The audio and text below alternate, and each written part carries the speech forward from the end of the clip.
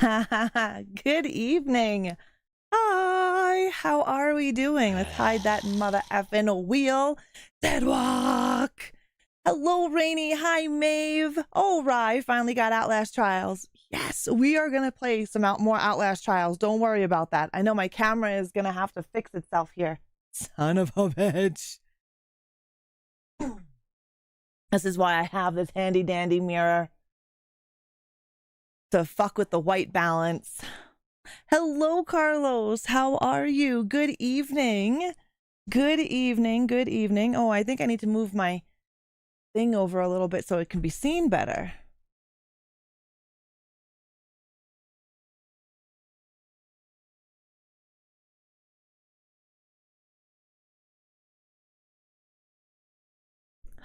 There we go. That's it. I'm listening to some Ice 9 Kills tomorrow at work. Yes. I was listening to them today at work as well. That's awesome, Rainy. We're going to definitely play some more Outlast Trials for sure. Yeah, I'm taking, Diella. How are you, Diella? Hello, Don. Good evening. Happy fucking hump day. It's Wednesday. Yeah, I am, as you guys know, my company is closing. Oh my goodness, Teddy Bear, happy Luna, happy 10 gems. Hi. Happy Luna New Year to you as well. Thank you so very much. Hey Nadra, good evening. You're doing good, Carlos. That's great. As some of you may know, the company I work for is closing. We don't have an actual date of when we'll actually be closing. So I am taking my vacation next week. So I'll have a week off and I'll be doing some live streams in the morning. So early morning, like coffee, hangout sesh, just chatting for the most part. Tweedle, thank you. How are you? By the way, Tweedle, thank you for becoming part of the Ghoul Gang over on Patreon. Tweedle did that sneakily. He subscribed to me over on Patreon for the year, so I appreciate that. Thank you very much, Tweedle. Don, 130 stream streak, dude. Thank you. It is the year of the snake, which is my year because what I think in the Chinese zodiac, I'm a snake. Well, not me, but my sign is. I'm a Virgo, right? I'm not 100% sure. Forgive me, trying to be clever. Well, I appreciate it nonetheless. What's up, Ace? Sploosh. But like I said, as you guys know, the company that I work for is closing. No ETA on the last day of work. However, I am taking my week's vacation so I don't get fucked out of it. By fucked, I mean screwed out of it. I think so. I'm a Virgo, Teddy Bear. And I think the Virgo is snake. I'm not 100% sure though. Don't quote me on that. You are the monkey. Nice, Diella. Nice. Well, if it's the year of the snake and I'm a snake, it's gonna be my fucking year. Tell that to the universe because I'm going to be losing my job. My pleasure. I just don't want to miss a thing like Aerosmith. I appreciate you, Tweedle. Let's see. You know what? Let's Google. In Chinese astrology, what is Virgo? Oh, no. Rooster is no. So, okay. So it depends. Oh, I didn't know all of this shit. It depends. Virgo is represented by the rooster in Chinese. People born under the sign are said to be hardworking, energetic, and charming. Well, I don't know about the charming type, but I'm hardworking. That's for damn fucking sure.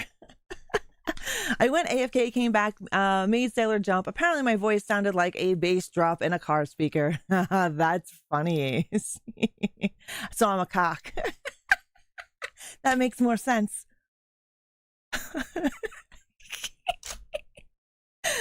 Yeah.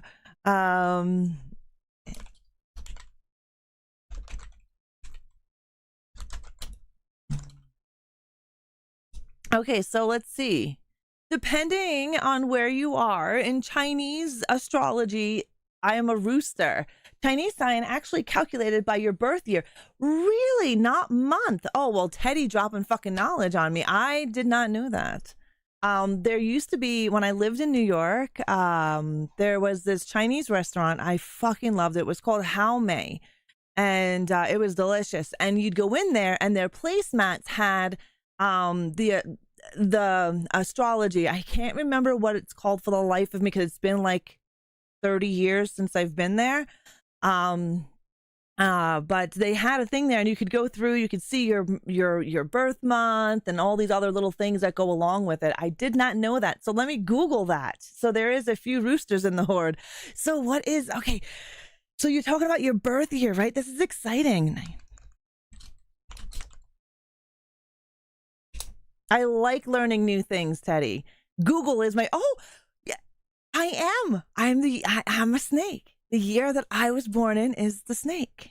So it's my fucking year. It's actually a fire snake to be like precise. If we want to be precise about it, Google says Chinese zodiac, the year I was born is the year of the snake. In addition, based on Chinese 5 elements, the year I was born in 77 belongs to the fire. Therefore, people born in this year are the fire snake. Chinese zodiac uses lunar calendar, which is different from the Gregorian calendar. That makes fucking sense. The year, it's my fucking year.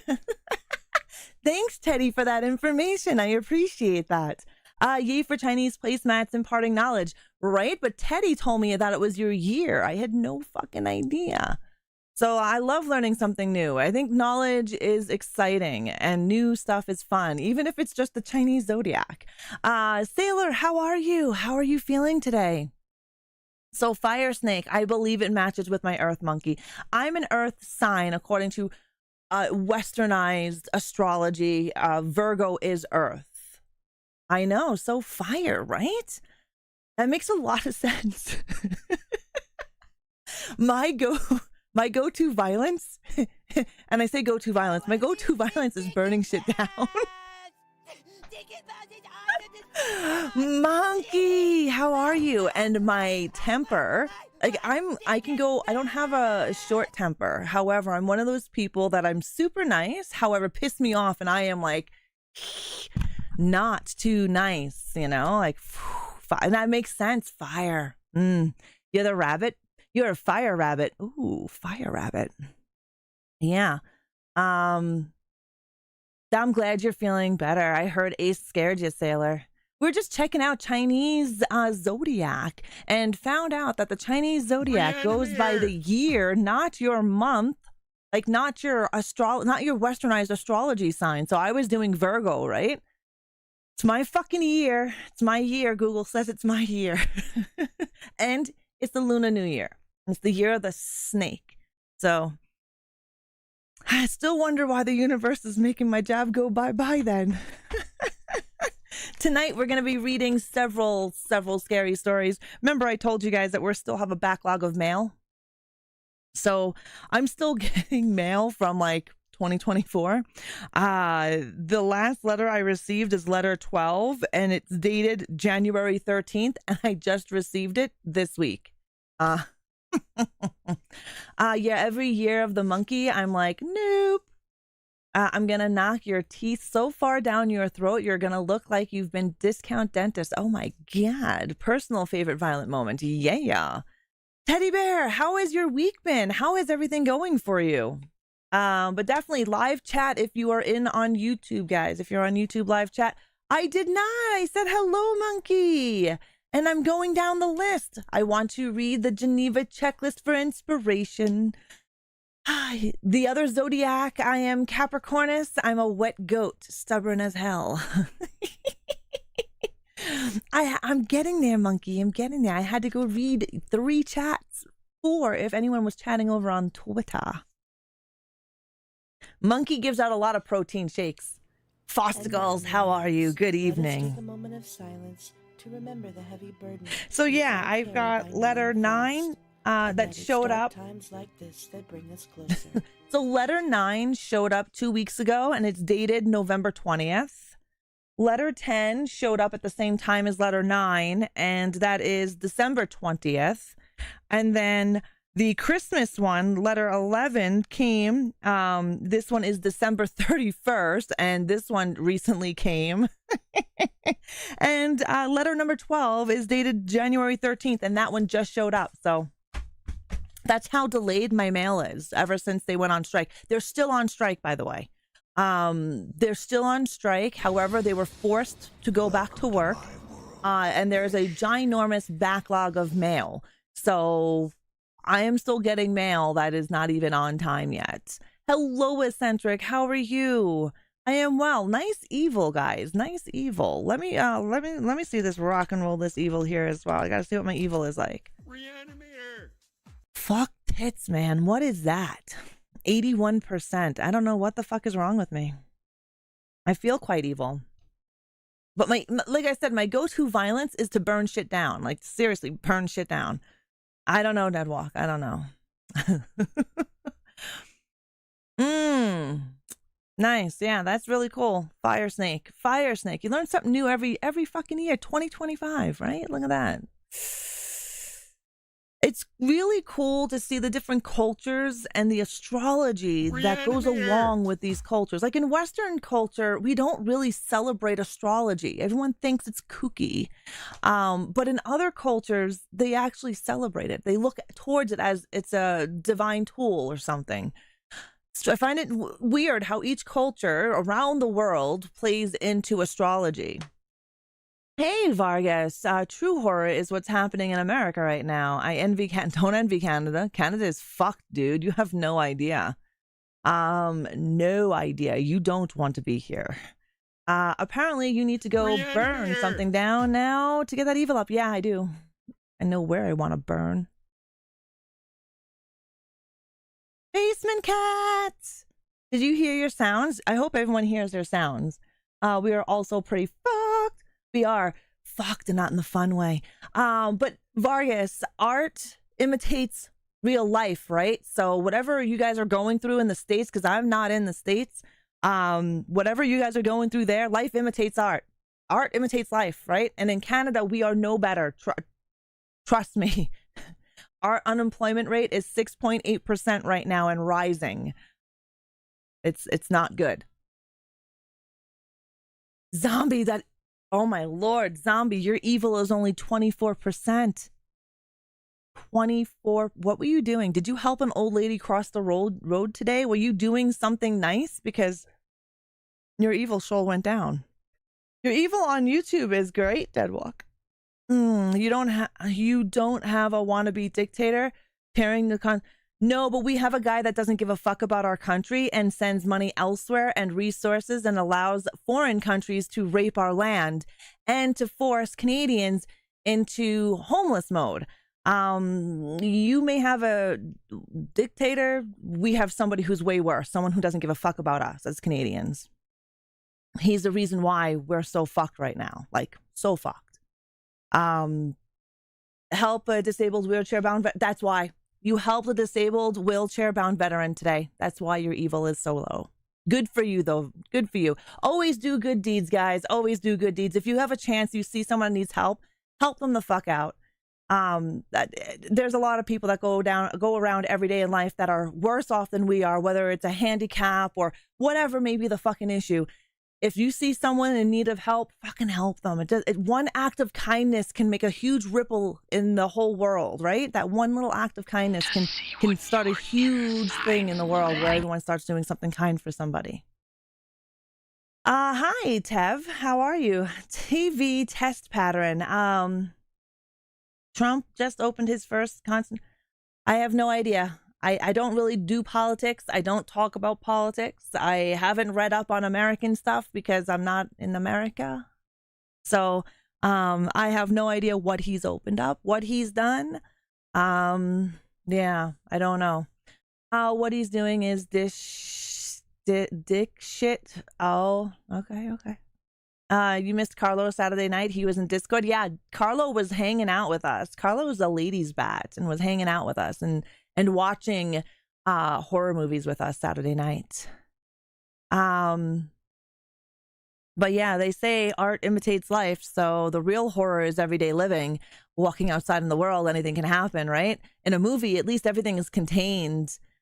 Same zombie. Same. I don't do, you know what? Every politician's a fucking crook. That's my political take. Nobody actually cares for you. If they're in politics, they don't give a fuck about you or your family. It doesn't matter what side you're on. It doesn't matter the color of their skin, and it doesn't matter their gender. They don't give a fuck about you, plain and simple. And if you think they do, I feel for you.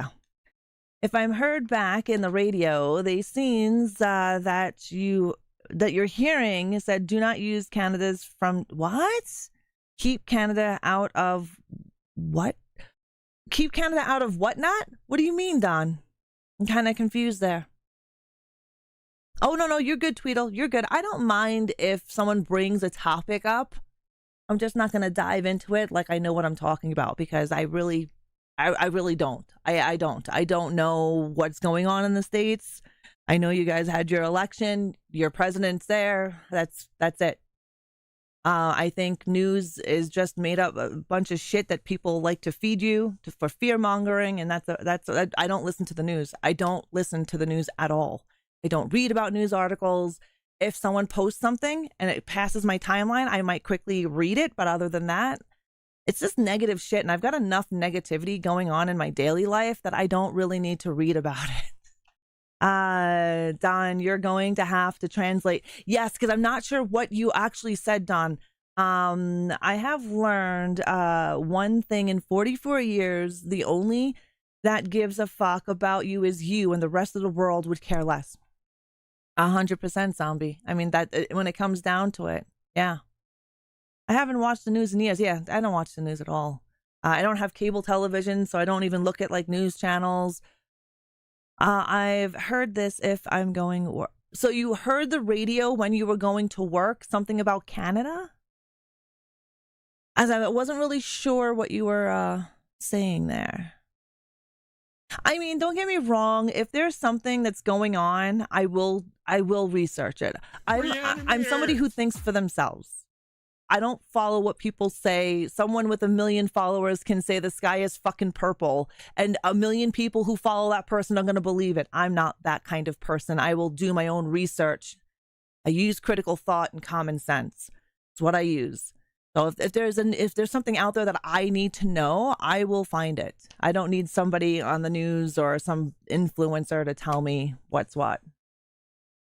It was nice to find out we got told to freeze last year when our power grids had issues last year when it was -40, but we were letting another country siphon. Yeah, I know. News no longer has integrity, so I don't watch it either. Yeah, and it's just, if you haven't noticed, it's just all negative stuff. Where is all the positive stuff?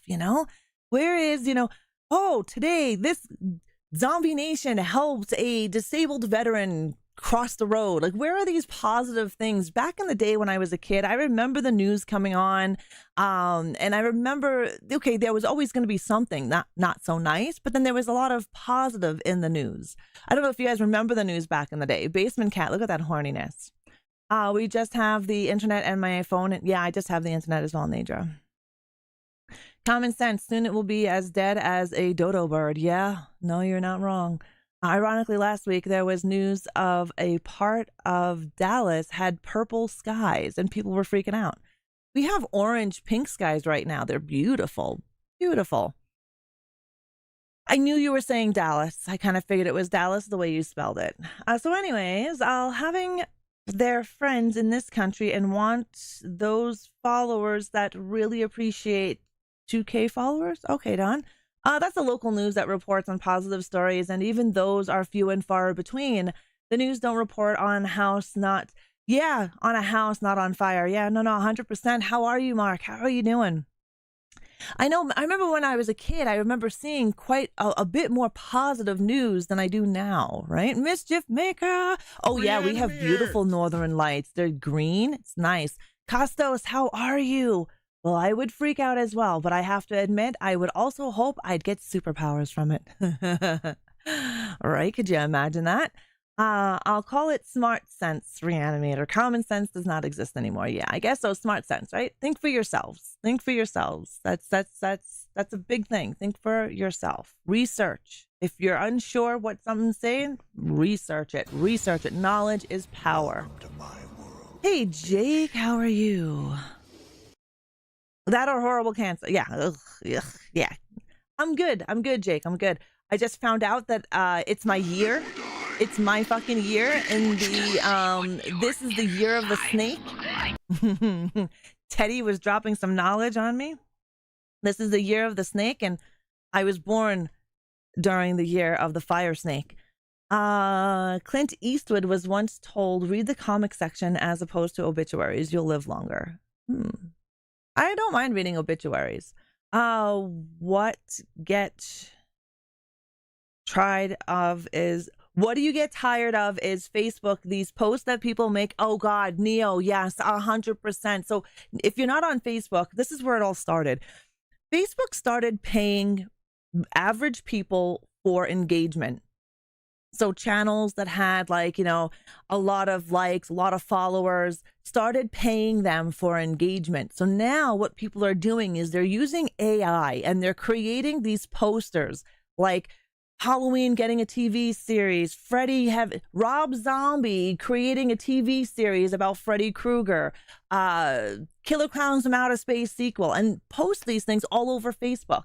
Of course, the engagement goes insane because people don't think for themselves and they believe everything they see on the internet, and they're like, oh my God. So of course they comment, they like, they share it, that gets put out. And I have people ask me all the time, hey, Ra, is this real?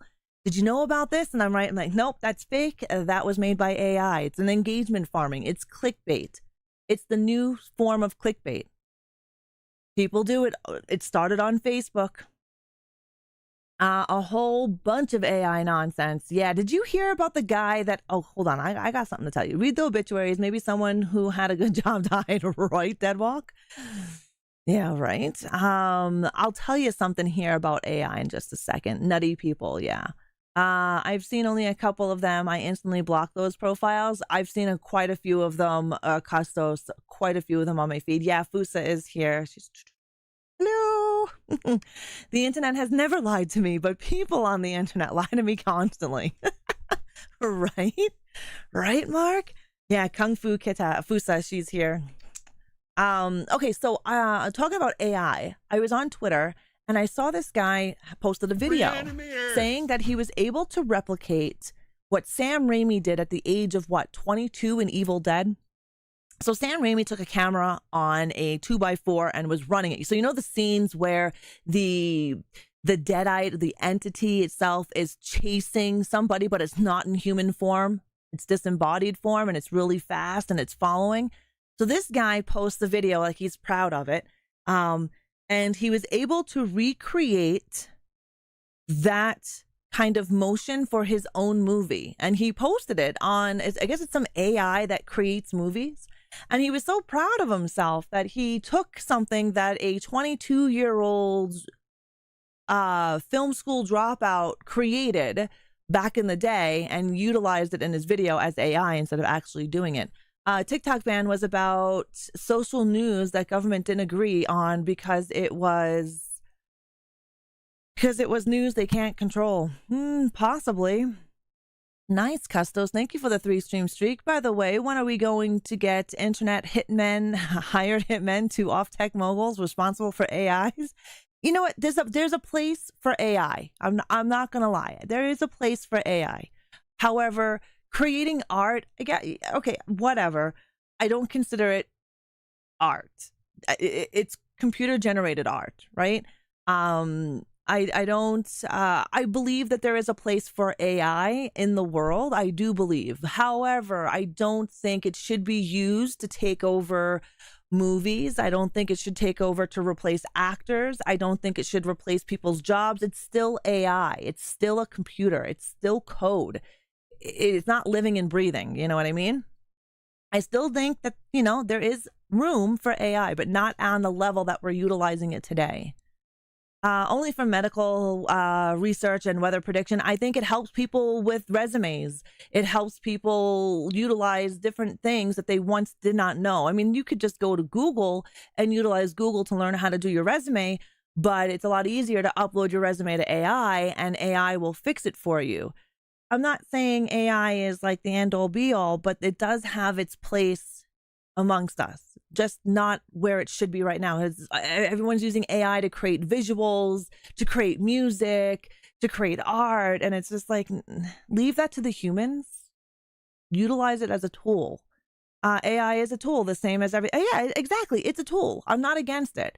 It's just that people are creating work and calling it it's AI. A human did that. A human created, you just simulated it in a video with AI. No, I'm not okay with it. If you want a job, the least you could do is craft your resume by yourself. You can craft your resume by yourself. However, employers are now using AI. And employers are utilizing AI to sift through resumes. So you remember that resume that you used to go into the store and you used to hand it in and say, I'm here applying for a job, and you would meet the manager and you'd shake their hand and you'd have a human to human conversation and you hand them your resume and the application. That doesn't exist anymore. Employers are using AI to run through resumes and pick the people, not based. So if an employer is doing it, you might as well be on the same playing field so you have the ability to get that job, because AI is used everywhere. Whether we like it or not, it's everywhere. Hello, Aaron. I'm picking up Phasmophobia for PS5. Nice. Let me know how you like it. Not everyone's liking it on Xbox, especially with the controller. AI myself is on steroids. You can't deny the split second it was created, we was asked to do the same rule 34. There is, yeah. I mean, just look at the cell phones. If text can't keep up with AI, I predict a Terminator-like world. Could you just fucking imagine? This is how Skynet happens. Why waste money on medical research and weather predictions? We need more AI used for Pornhub. Believe it or not, Custos, the amount of employers that use AI is astounding. My own company uses AI. It's cheaper than humans, and a lot of people I know, especially in specific industries, have lost their jobs due to AI. And the reason they say that nobody wants to work anymore is because AI is weeding out just exactly, Diella. The AI is trained to read specific things, keywords and shit like that on a resume. And you may be super qualified, amazing, hardworking motherfucker. However, you get passed up because of whatever the AI seemed to pick up, deemed was not worthy, right? It's no longer people going through resumes, unless you're a small mom and pop shop. A lot of places use AI for voiceovers in business. You're not wrong. Sad thing about AI is most of us fail to remember most speak text used to Google a search can recognize your voice. It can be stolen 100%, zombie. People used to take people's images all the time and I'll use Adobe Photoshop, right? Rather making AI's cartoon animations. I wish I could murder them with my own hands, I swear. What's up, Ace? How are you? Go ahead and ask AI, what is the meaning of life and how to achieve peace on Earth? Yeah, it's like I said, it's just like a calculator. It's just like Google. We use Google as a tool, right? AI is a tool. However, I don't think AI should be able to replace people. That's just how I feel. That's my outlook on it. It's cool. You can ask it questions and whatever. I'm not huge on the AI myself. I don't really know how to use it. Like I know there's like commands or whatever. I've seen TikTok videos of people teaching people how to use ChatGPT, yada, yada, yada. And I have friends that use AI and they use AI in fun, creative ways. But yeah, I mean, who knows? Maybe that's something I'm going to have to learn when I find a new job. I made AI music. It's really good and really bad. Nice. Hello, Dante. How are you? John Connor is mad as fuck, right? Because we're allowing the AI to take over Skynet. We need to start a religious cult that starts influencing people into actively hating AI. Like I said, I think AI has a place as a tool amongst humans. I don't think it should take over humans. I just do believe it has a place, just like Google, just like your cell phone, just like any other tool out there. Didn't Pat make up? Yes, he did, Tweedle. Pat did, yeah. Mm-hmm. I heard a creepypasta-like story, and the AI said the fastest way to world peace and to save the planet was to eliminate humans. Well, if you think of any of the animals that create war like we do, there isn't any, right? Again, that goes back to the whole nature thing. Nature eliminates the things that aren't healthy. They eat their babies that aren't healthy. They kill out of necessity. They don't overkill. They kill out of just they need food. The animal kingdom is definitely totally different than us, and they'd probably be fine if all humans went extinct. There was a show based on that. Some chain smoking nun. I'll look up the title. Yeah, look up the title. I'm interested. Definitely interested in hearing it. If it weren't clear enough, the AI discourse really brings out, it's all good. You know what? You don't like it. You don't like it, right? I'm not going to try to force to change your mind because I'm not here to change your mind. I'm here to have fun conversation, have a debate here and there. People like it. Some people hate it. I'm in the middle. Tweedle, you're feeling better. That's good. How did you fall, Lake? Like, tell me the story of your fall. Elon Musk, AI bot he developed, turned on him 2 times. Okay, for fun, I did use Grok once. I asked Grok to draw a picture of me.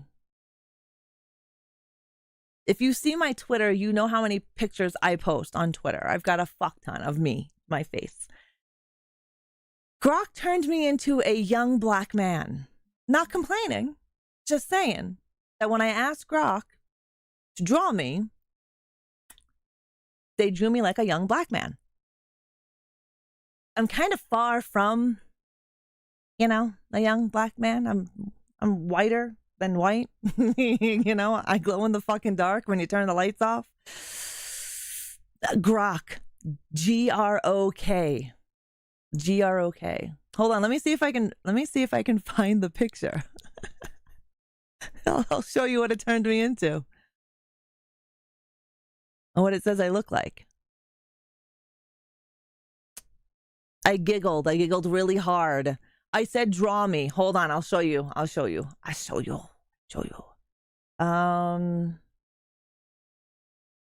I have a display capture here? Okay, that one is showing. Okay. Give me a second.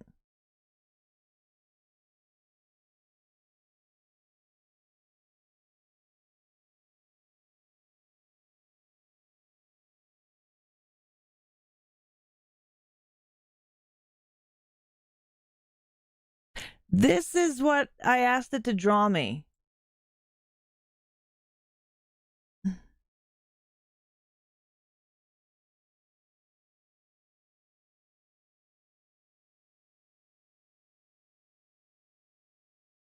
I said, draw me. And that's what it came up with. So we kind of look alike, right? Maybe the hair, the eyes, maybe. I don't fucking know. But that was on December 10th. I asked Grok to draw me. That's what it came out with. Hello, Stormy. How are you? Wait, he really developed one. I read on Onion, yeah. So Custos, on Twitter, there is a AI called Grok, Grok. It's Elon Musk's AI. Yeah. Like that Chat GPT stuff. Yeah. And that show's name was Miss Davis is oh, okay, hilarious and weird. Miss Davis. I'm gonna see if I can try to find it out. I know, right, Ake? Wade, yeah, he did. I don't see the point in unneeded emotional attachments to issues and topics and items. Yeah, I don't have a stomach to read about Musk anymore. Were you hung? I never got to see. I'm good, Stormy. How are you?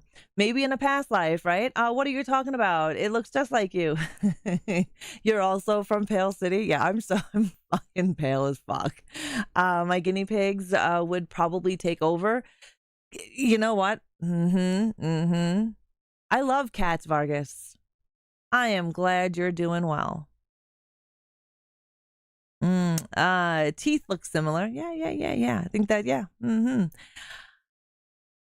Yeah, I don't think so. That's the only time I've ever used Grok. I was like, yeah, draw me. Because everyone was doing it on Twitter and they were coming out with these wild fucking images. And I'm just like, you know what? Whatever. I post a lot of pictures on Twitter. So I'm like, draw me. And boom. I was playing DBD the way it should be, killing survivors without giving the entity what it wants, which is hooking. Nice, Texas. Nice. I'm glad you were kicking some ass in Dead by Daylight.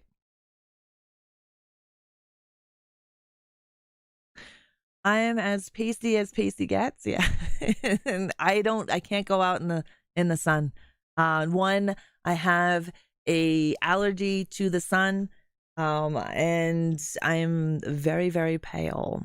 I have on my webcam, I have what's called a LUT, L-U-T, and it basically, you can utilize a LUT to change color. So I do have a LUT over my camera as a filter in OBS. Just makes me look a little warmer. Basically, Vargas, basically.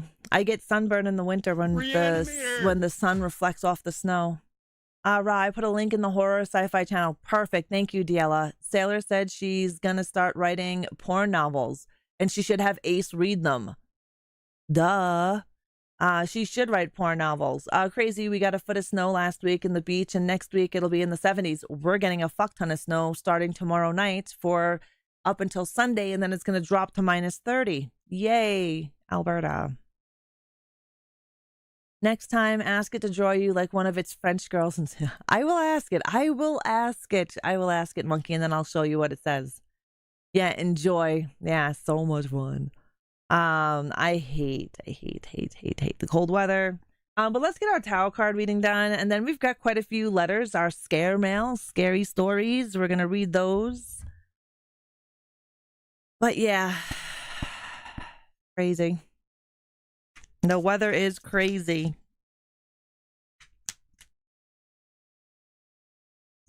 We still have roughly jack shit for snow. Oh, that's nice, Mischief. You want some of ours? I still have snow on the ground. It didn't disappear. It didn't melt or anything.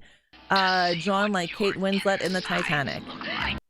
Yeah, next week is dropping to -30. So snow is starting Thursday night, and it's going to be snowing continuously Friday, all day Friday, going into Sunday, going into Saturday, and it's supposed to lighten up Sunday, but then Sunday hits -30, so it's going to be too cold to snow, right? So we're going to be hitting next week temps are -30. Yeah. AI porn is the future. Sex robots are supposedly the future. I've seen some shit on Twitter, man. I've seen some shit. All I'm going to say is, nothing is going to be able to replace human companionship, no matter how big its titties are or how big its, what is. It'll never, ever beat human companionship. Only if you take our -26 Fahrenheit temp tonight. I'll take your -26 over fucking 3 days of snow. You can have my 3 days of snow gladly. 100%, Aaron. 100%. Robots cost too much. Rather get another divorce. Oh Lord. Google real sex dolls. It's been a thing for a while now. Yes, it has, but they're just getting better. They're just getting better. Hello, Ben. How are you? Hey, to each their own. I don't care if you fuck a robot. None of my business, right? Overrated anyways, 100 times over if there's... Yeah, I would agree with you, Custos. A high of minus 20 Celsius. Yeah, gross. I want your 3 days of snow, Nidra. You can have it. I'm sharing is caring, and I care. I will share with you. I'm a sharer. I share. Right, Foo? Yeah. You're happy Loki's not down here. Yeah. Let's see what the week is gonna hold for us. I'm glad you're doing great, Ben. That's awesome. Cat facts. Cat bites are more likely to become infected than dog bites. Yes. Very, very true. And cats can give you cat scratch fever, which is an infection. And it's usually done when a cat scratches you and you don't clean it if the cat's infected. Yeah, animals can give you parasites. Okay, so our very first card is the Knight of Earth. This is a really good card. It's letting us know now is the time to buckle down and get shit done. But this is gonna leave you. This will kill you. Regal, 50 fucking months. Regal, thank you for your 50-month resub using your Prime Gaming. Mwah. Thank you, thank you, thank you. And on a 40 stream streak, woman, thank you very much for your streak. How are you? Saying you are willing to share your snow should be have brought your evil up, Raw. Let's check out my evil. Let's see where my evil is right meow. It did. It brought it up 495%. I'm glad you're doing good, Reegs. Great song, by the way. Cat Scratch Fever. Yeah, it is. I like Cat Scratch Fever. It's a good song. Okay, so now is the time to buckle down. Get shit done. This is the time to get it done. So our cards previously were saying, you know, things are going to start moving faster, getting things done. Now is the time to get shit done. This is the week. This is the week. Mischief, nice evil. Honor whatever commitments that you have this week. Honor them. Don't cancel. Honor them. And the energy going into our Friday, so going into Thursday and Friday and into the weekend, the energy around us is going to be dedication, honorable, kind, and loyal. That's the energy that's going to be surrounding us this week, and that's great energy. Great energy. Our next card is ego. Here we are. Here we are again, feeling that we are trapped, but fortunately, not unfortunately, fortunately, we're not really trapped. We just keep thinking it here. So when we think it here, we see it. It's a false sense of entrapment that we are feeling, and we're being too overly focused on the material things that we have in our lives and the material things that we want. I'm breaking shit and going on a kicking spree.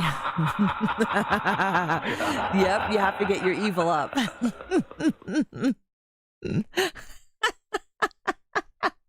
It's up though, zombie, 93%. That's funny. That's funny. You guys over on YouTube can do evil as well if you want to see what your evil is or your horniness. Exclamation point evil or exclamation point horny. It'll show you either way. So ego is letting us know that we really need to stop focusing on the material items because material things can be bought at any time. Negative and fear-based thoughts that are surrounding us. It's us, right? It's us. We're here. And when we get stuck in here, we feel trapped in our situation. When we're really not trapped, we have the ability to get out. We need to drop that ego, be more humble, drop the ego.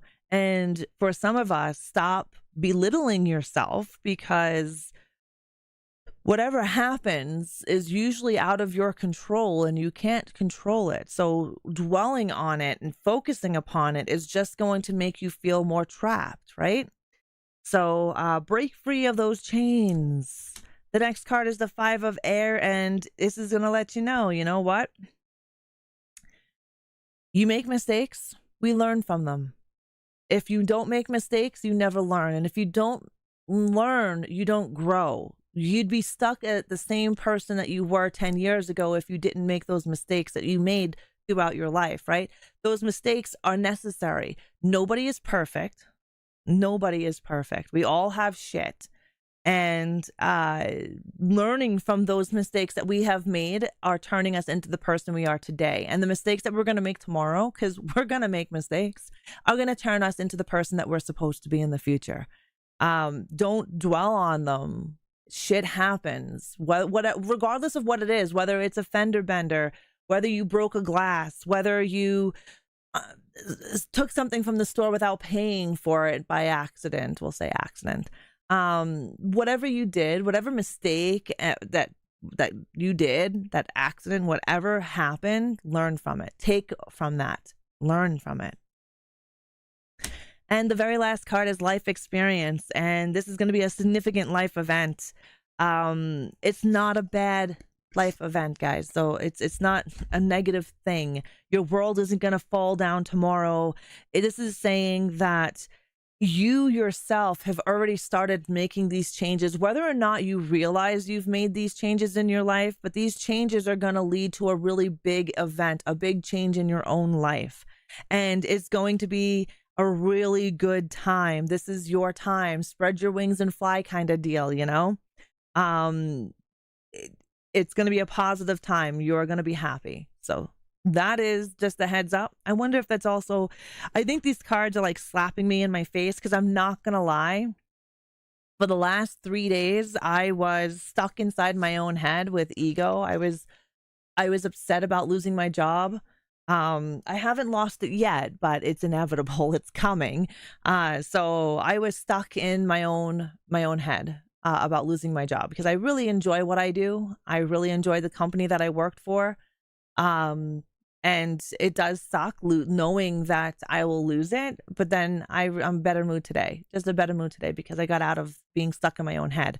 So this card is definitely talking to me, and I tell you what, this card is talking to me. The Knight of Earth is talking to me. The Five of Air is talking to me, because I've fucked up. I've made mistakes, right? Then there's this life experience card. So things are going to change. They're going to change for the good. Stop dwelling on the past. Stop dwelling on the shit that you've done, that you've made a mistake on. Whatever. Move forward. I was planned. My parents willing unleashed me onto the world. Oh, did they? They knew that you were going to come and cause chaos. When one door closes, a new one. 100% mischief. 100%. I did mourn my job. I figured I was entitled to at least to mourn my job. And so those 3 days, it didn't hit me until like Monday. It hit me that like I'm gonna not have any work anymore. I have no idea what that is. Don flipping tables over here. I didn't even see that it flipped Don's name. I never noticed that. Did anybody else notice that?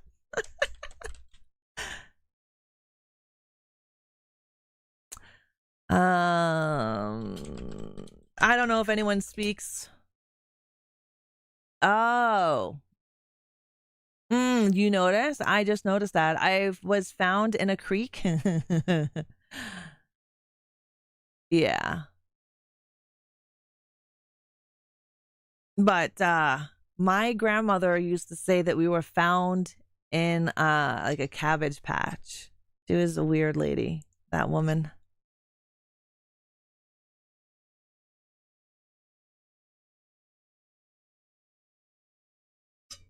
Remember, you can bet big as well, guys. Ake did a $10,000 spin and he won $20,000. So you can spin big. All right, we're going to get into our scare mail, and we're going to read letters 9, 10, 11, and 12. You're a conservative better. I feel you. No shaking, Nadra. Nadra will be shaking that booty all over that foot. Look at that foot. I call bullshit. If someone found you, they would have thrown you back. It would explain the foot fetish, though. I don't have enough limbs to spin big. Do exclamation point morgue. Do you have Streamloots basement? In the sponsor chat section, there are links for free Streamloots cards. It was my most used emote in 2024, I think. Nice, nice. It's a great emote. Who doesn't like a booty pop and ghost face? I mean, go into the Discord under the sponsor channel and take a look at the links there. Collect your Streamloots cards. They don't expire. All right, so let's see what this says. Jaws. In Jaws, what is the name of the ship that sunk during World War II and of which Quint is a survivor? How many limbs do you got, basement? See, Ake used his Streamloots cards, but I will tell you this. Next month will come. Limbs reset on the 31st. So if you don't have Streamloots cards to throw down, then, oh, Nadra, 10K limbs, GG's. Then February will be a different month. You know what I mean? You know what I mean? What did you directly write? Yeah. You're supposed, just the number, Custos. How the trivia works is just a number. So you just 3, 4, 1, 2. Nice. Thank you, Reegs. Thank you, Reegs. The correct answer was the USS Indianapolis. 100 limbs to those of you who got it right. Nice. How many do limbs? Almost $2,000. So make sure you're doing exclamation point morgue every hour. Also, in your channel points, you can spend 1,000 channel points and get 1,000 limbs. Just saying. And I got to do this Wheel of Terror for Zombie Nation. Let's see. Maeve. Look at Maeve. Zombie Nation in second place there. Okay. This is the Wheel of Terror. You better fucking work.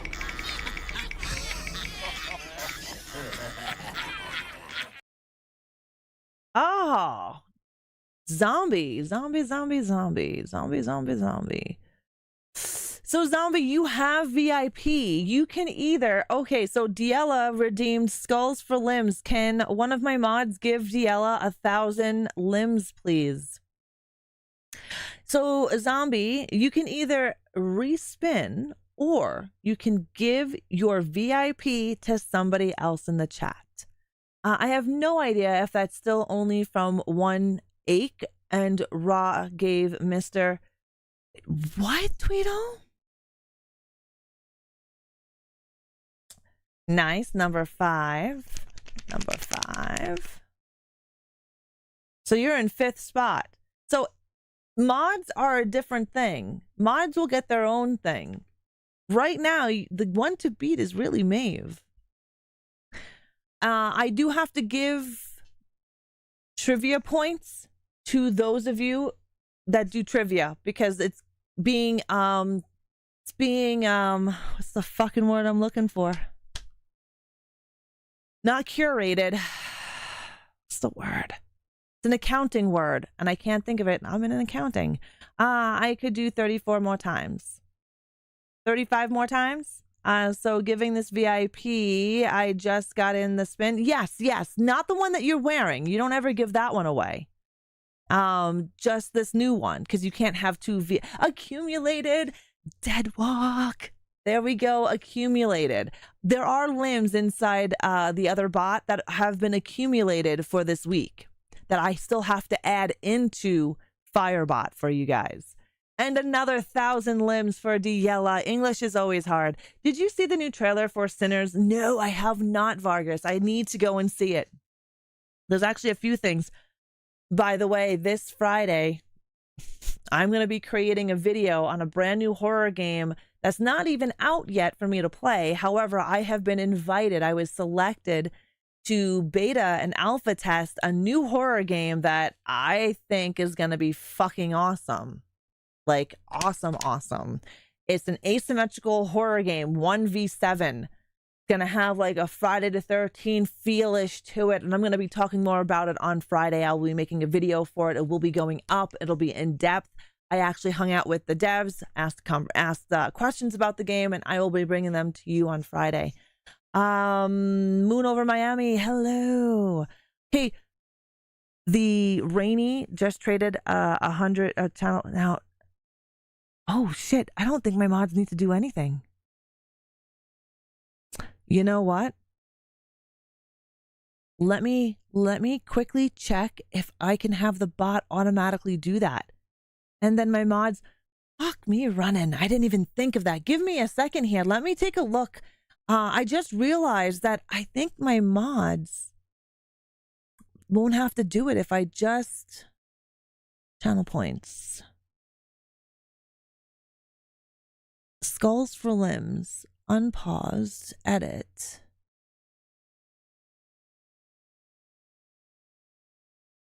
Chat. Nice. Yep, I'm going to do it right now. I'm going to do it. So then the mods don't have to. No, you're good. I didn't add that. Give me a second here, and I am going to do that right meow.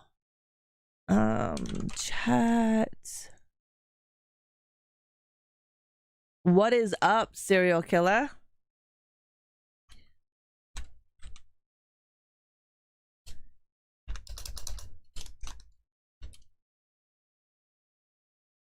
All right, save. All right, mods, you shouldn't. Oh, fuck. You should not have to do that. It should automatically give it to them. And they should receive a message saying that they received 1,000 limbs. Diella, it is.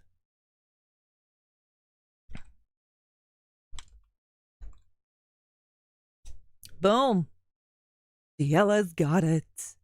Fuck autocorrect. Yeah, autocorrect sucks. Regal knees, man. Regal knees. Regal knees. Serial, how are you doing?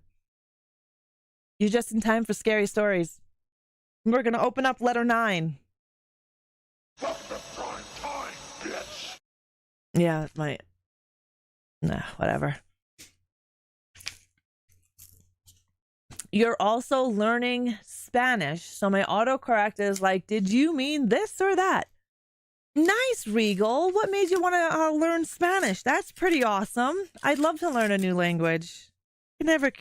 I'm learning sign language. I like everything I do. Okay, so read me last. All right, we got that. Lucky, I fear nothing. Yeah, you do. I seen you scream. I seen you get jump scared. It should automatically do it. There we go. Diella just traded channel points for 1,000 limbs. Diella has been given 1,000 limbs. Nice. I'm wondering if I should have that whisper. I don't know if it's gonna take up a lot of chat space. I'm not fucking sure, but I don't know. Maybe I'll get rid of the last part. And just do one text. All right. Serial, how was your day at work? You know, the other day, I was talking to a friend on the phone. They put me on hold. We're supposed to re-answer their hold. It hung up on that person and never called back again. I wanted to kill everyone today. Why? What happened? That sucks. Oh, I had 2 years in high school and loved it. And of course, in retail recently, I was able to help some customer who didn't speak English, and they appreciated my help. Hey, learning a second language is a benefit. A benefit, 100%. That guy is an asshole, right? No. What's up, Dougzilla? I would have hung up on that fuckface cereal. I had 2 years in high school too. I remember nothing. Yeah, I had Spanish in high school as well. I remember nothing. No, that's a lie. I remember hola, ¿cómo está? Muy bien. I also remember a little bit of French. Bonjour, je m'appelle. Comment allez-vous? Très bien, merci à tout. That's really all I remember. Si, oui. It's been insane the last 2 days. I put poor Pat on hold probably 10 times today and hung up on him. ¿Dónde está la biblioteca? What does that mean, Diella? Mm. Yeah, I know a little bit of French. I just don't remember it. It's been a while. I don't use if you don't use it every day, you kind of lose it, right? Where is the library? I know donde estas, right? I know a little Japanese. Nice, Doug Ziller. I think it's great to know a language, guys. I think it's great. All right. Read me last. All right, let me just open up everything I have here. Uh-oh, we have a police report. All right, we'll read that police report in a minute. We're going to read the first letter. Gong. Oh, yes. To all our Chinese friends today. So Serial speaks Chinese, believe it or not. Hey, I'm not saying curse words in Spanish. That got me in trouble last time. I didn't know what the word meant. And then everyone's like, no, Rod, don't say that. And I was just like, what?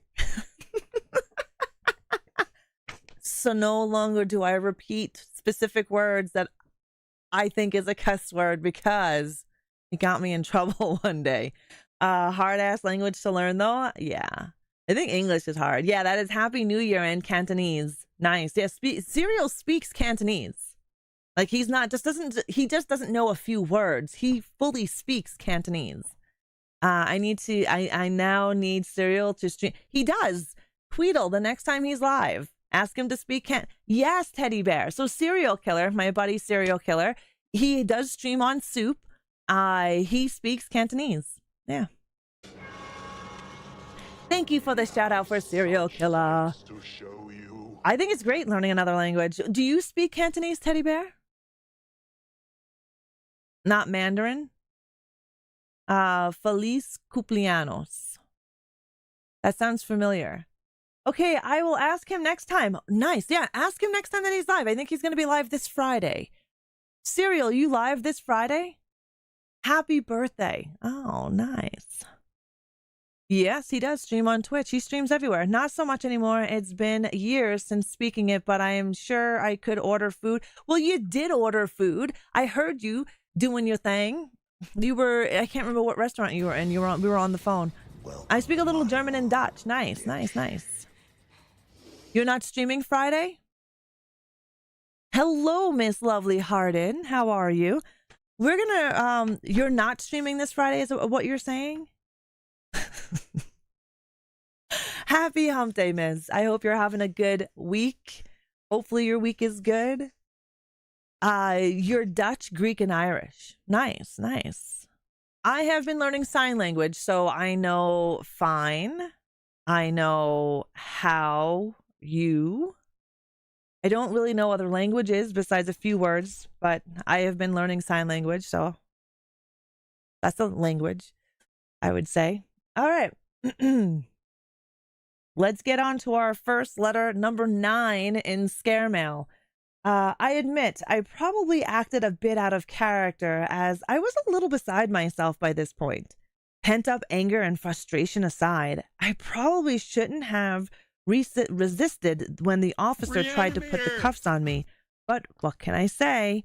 Now, remember, last Wednesday, Michael resisted arrest, right? Remember that? Last Wednesday's scary story? This is Michael. This is David. No, yeah, this is Michael talking to David about him being wrong and he should not have resisted arrest. I have been seeing ads for ASL learning apps all over the place. Nice. I can give you a one that's really, it's really good. It's free. You can pay for it, but they don't hide things behind a paywall, and it's created by people who are hard of hearing and who are deaf. It's a pretty decent app. That's where I've been learning all my stuff from. No, I have too much going on with work and I'm on tilt. I have been calling people some words and even got asked to be a little nicer to this guy this week. Oh, what a bitch. That sucks, Serial. Nice, Basement. That's awesome. I was only matching his energy, only responding with the answer the officer thought I would give him. The cops should be thanking me for taking the thinking out of their job and giving me a clear-cut route to take. Off we go. Whee! The officer radioed for backup, and his colleague, who I presume must have been waiting in the car outside, weighed in to drag me out of the store and toss me into the back of the patrol car. After that, I was driven straight to the hospital.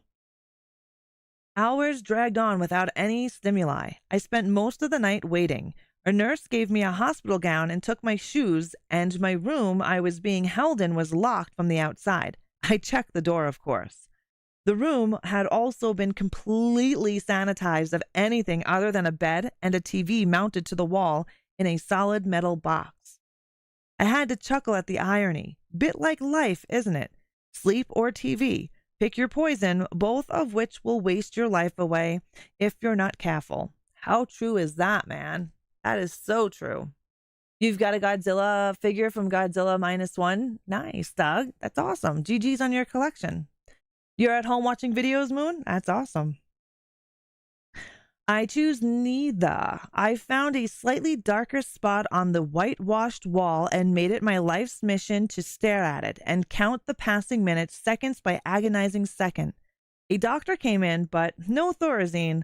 He asked me some blanket questions that were clearly rehearsed and then scratched something onto a standard form. Still no Thorazine. Eventually, a room attendant returned with my belongings in a tear-resistant bag and escorted me into the hall where another officer was waiting, older than the others and nursing a cup of gas station coffee. He led me from the building and to the back of a police car. He drove me from the hospital in silence while forensic files played on low through scratchy, blown-out speakers. I spent the majority of that trip trying to decipher at least part of the story, as I missed nearly every other word as the car shook and rattled so much that I thought we were traveling in an old train car. Sometime that night, we arrived at my home for the next 3 days. I tried to joke with the officer, "Would you believe me if I told you it wasn't me?" But he looked at me despondently through the rearview mirror and sighed. I gave up on him, just as I had given up on the show on the radio. In fact, if it wasn't for sheer stubborn will and my determination to get to the bottom of this mess, I would have resigned myself to 3 hots and a cot in the funny farm. As I was let out into the chilly night with my clothes in the bag and my derriere poking through the hospital gown, I was struck with the most sincere form of clarity. You would know what to do there, David. While the average Joe like me just suffers through it, you would know what to do because of your experience. You would know the right words to say, the right buttons to press, and the right input to get the best output. All I know is how to stare at smudge on the wall and let the world take me where it pleases. This moment of clarity taught me all about how the world works. Soft moments of fleeting consciousness while our minds drift on by in absentee. I believe it was Edgar Allan Poe that said, "I became insane with long intervals of horrible sanity." I would venture your story about the lady in white is terrifying, whether it happened in a moment of clarity or during a brief instance of insanity. That's kind of interesting the way he says that, Edgar Allan Poe. I became insane with long intervals of horrible sanity. Could sanity be horrible? I guess if you were lucid, that it'd be a new adventure every day. Hey, Collector. Yeah, it's been a while. How are you? We're actually reading our scare mail today, scary stories, and we are on letter 9. We're going to actually take a look at the police report here in a minute. I praise you for keeping your cool. If we're going to buy into the legend, she clearly wanted something from you. Other than to scare the hell out of you, things happened for a reason, is a cop-out. The real message should be something wanted this to happen, and that is truly terrifying. The lady in white crossing paths with you wasn't a random act. Instead, something beyond our comprehension needed something from you. I would ask yourself what that thing could be and why did it have to be you? Perhaps I should take my own advice and apply it to what we've discovered about Scare.me. Kudos to you for your composure, though. I surely would have shit my pants. So David was telling Michael about an incident he had, a paranormal incident where he's seen a lady in white. Hello, Vengeance. How are you? Two truths and a lie. All right. Let's see.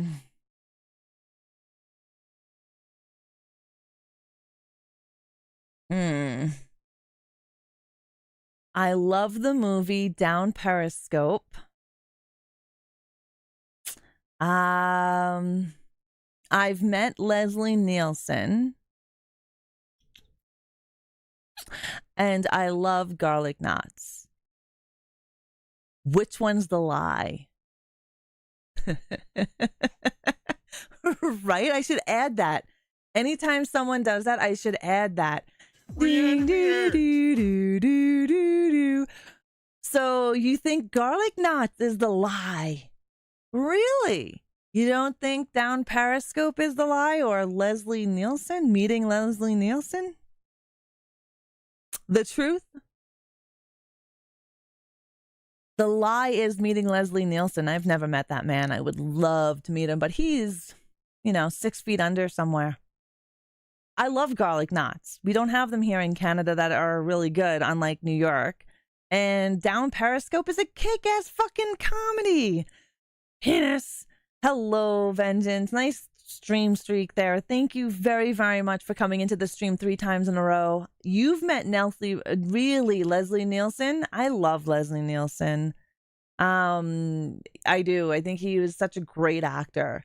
And I loved his comedy.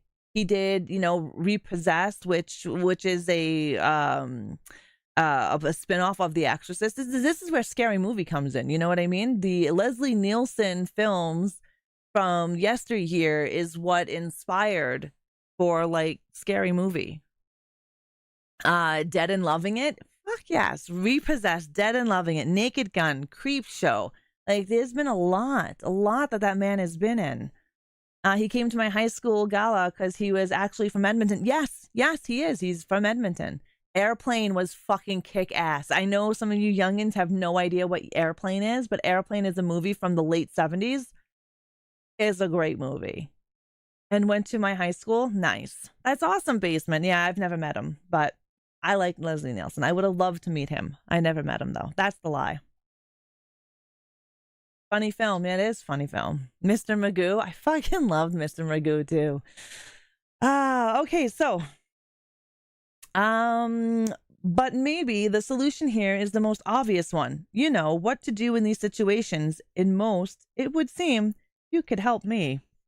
What would you do in that situation if you had a visit from a lady in white? If you were traveling down the road and just some woman appeared in your vehicle, what the fuck would you do? Don't call me Shirley. Yep. That's what I had to dwell on for 3 days while I watched people beside me eat their bed sheets and scream into the air vents for hours on end. And judging by the photos you shared and your continued use of technology, you too are making your way down the rabbit hole. Your poem certainly seems to reflect that, or at least the message behind it now resonates more with your current experience than it might have when you wrote it. I wish I could write with what my heart felt, regardless of the looks I may receive or the judgment I may suffer. Now, hello, Zach. How are you? Sorry for the interruptions, but I love that redeem a lot. Go for it. Don't apologize. We interrupt all the time. I don't mind interrupting.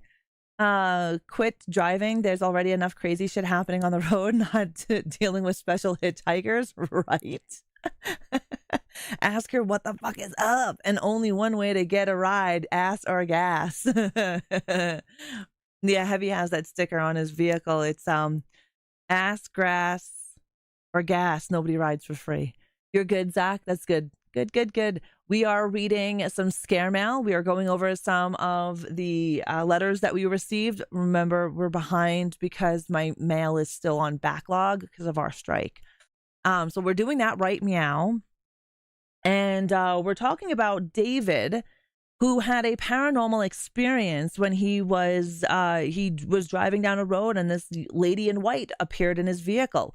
Then recently, because he went down the scare.me rabbit hole, that haunted website, he started seeing these crazy creatures that he took pictures of and sent them to Michael. Michael started this whole ordeal, if you remember correctly.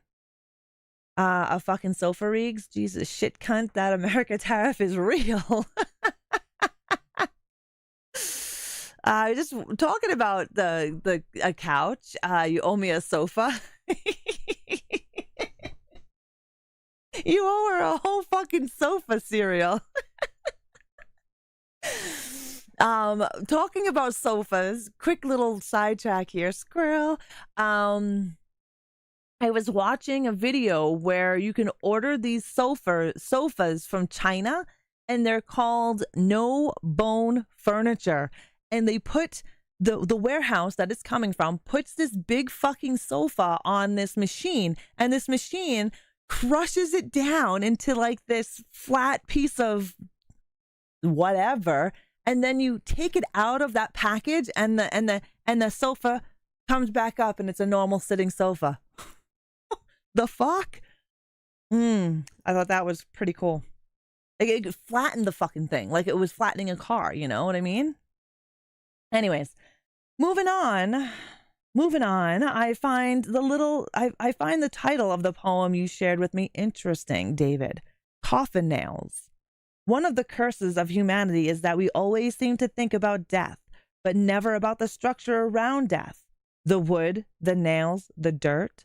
Twisted are our minds, for better or worse. Scare.me seems to know this about us, even though I know so little about it. Tortured between both wanting to know everything and nothing about it at all at the same time. And in a bizarre twist where once you were interested in it, it seems Scare.me is now taking an interest in you. Although I can't imagine a world where this thing shifts into radical focus from me to you and simply leaves me. Maybe the message on the thermostat was an attempt to help me do something, or a sad attempt to communicate. But so far, because of this site, I've uprooted my entire life and become a pariah of the modern world. This can't be good for anyone. Who is the greater fool? I find myself asking, me, the ignorant fool, or the self-aware fool who knew what they were getting into? It's one hell of a conundrum, David. Either way, I think we could help each other. Chat soon, Michael. That is funny that Stereo owes you a sofa. So this is the police report. It says mentally unwell subject reported to be screaming inside Tom's groceries. Officers responded, reviewed CCTV footage with the subject, and took him into protective custody. Subject resisted detention and was transported to Riverview Hospital for psychiatric evaluation. Subject was transported post-evaluation to Suncrest Psychiatric Hospital. Detail of event. On or about the evening of October 1st, I, Officer R. Lopez, was dispatched to Tom's Groceries in connection with the disturbance. Then it goes through all of the of what happened. Upon arrival, I spoke with the caller who led me to the subject, later identified as Michael Miller, white male, 6 foot, black pants, white shirt. Miller was located in the frozen food aisle. I observed him open and close several doors to the cooler in quick succession, looking through one side of the glass, wiping it off, and then looking through it again from the other side. I attempted to speak with the subject and eventually gained his attention. He looked at me and growled, baring his teeth. I observed what I believed to be blood in his mouth.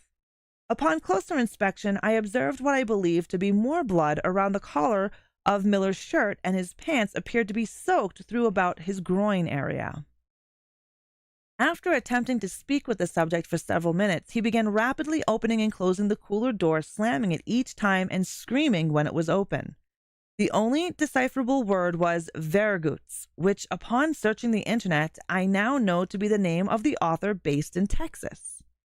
I was forced to detain the subject using a firm grip and handcuffs, and eventually led him to my patrol vehicle. Using my experience as mental health crisis trained officer, I determined the subject to be in danger to himself and others due to his diminished mental capacity and psychotic behavior. I placed the subject under emergency detention order, which authorized me to take him into protective custody and transport him to the nearest mental health facility for evaluation. While en route to the facility, I observed the subject to be chewing on something and stopped the vehicle on the side of the highway. There, I asked the subject to spit out whatever he was chewing on. A photo of the content of his mouth are included in this report. The subject was transported without further incident to Suncrest Psychiatric Hospital, where he was identified by members of staff there as Michael Miller. Miller has been involved in several psychotic episodes in the last few weeks and remains a subject of interest for an ongoing case management. Interesting. So did the website make him crack, or was he already mentally touched?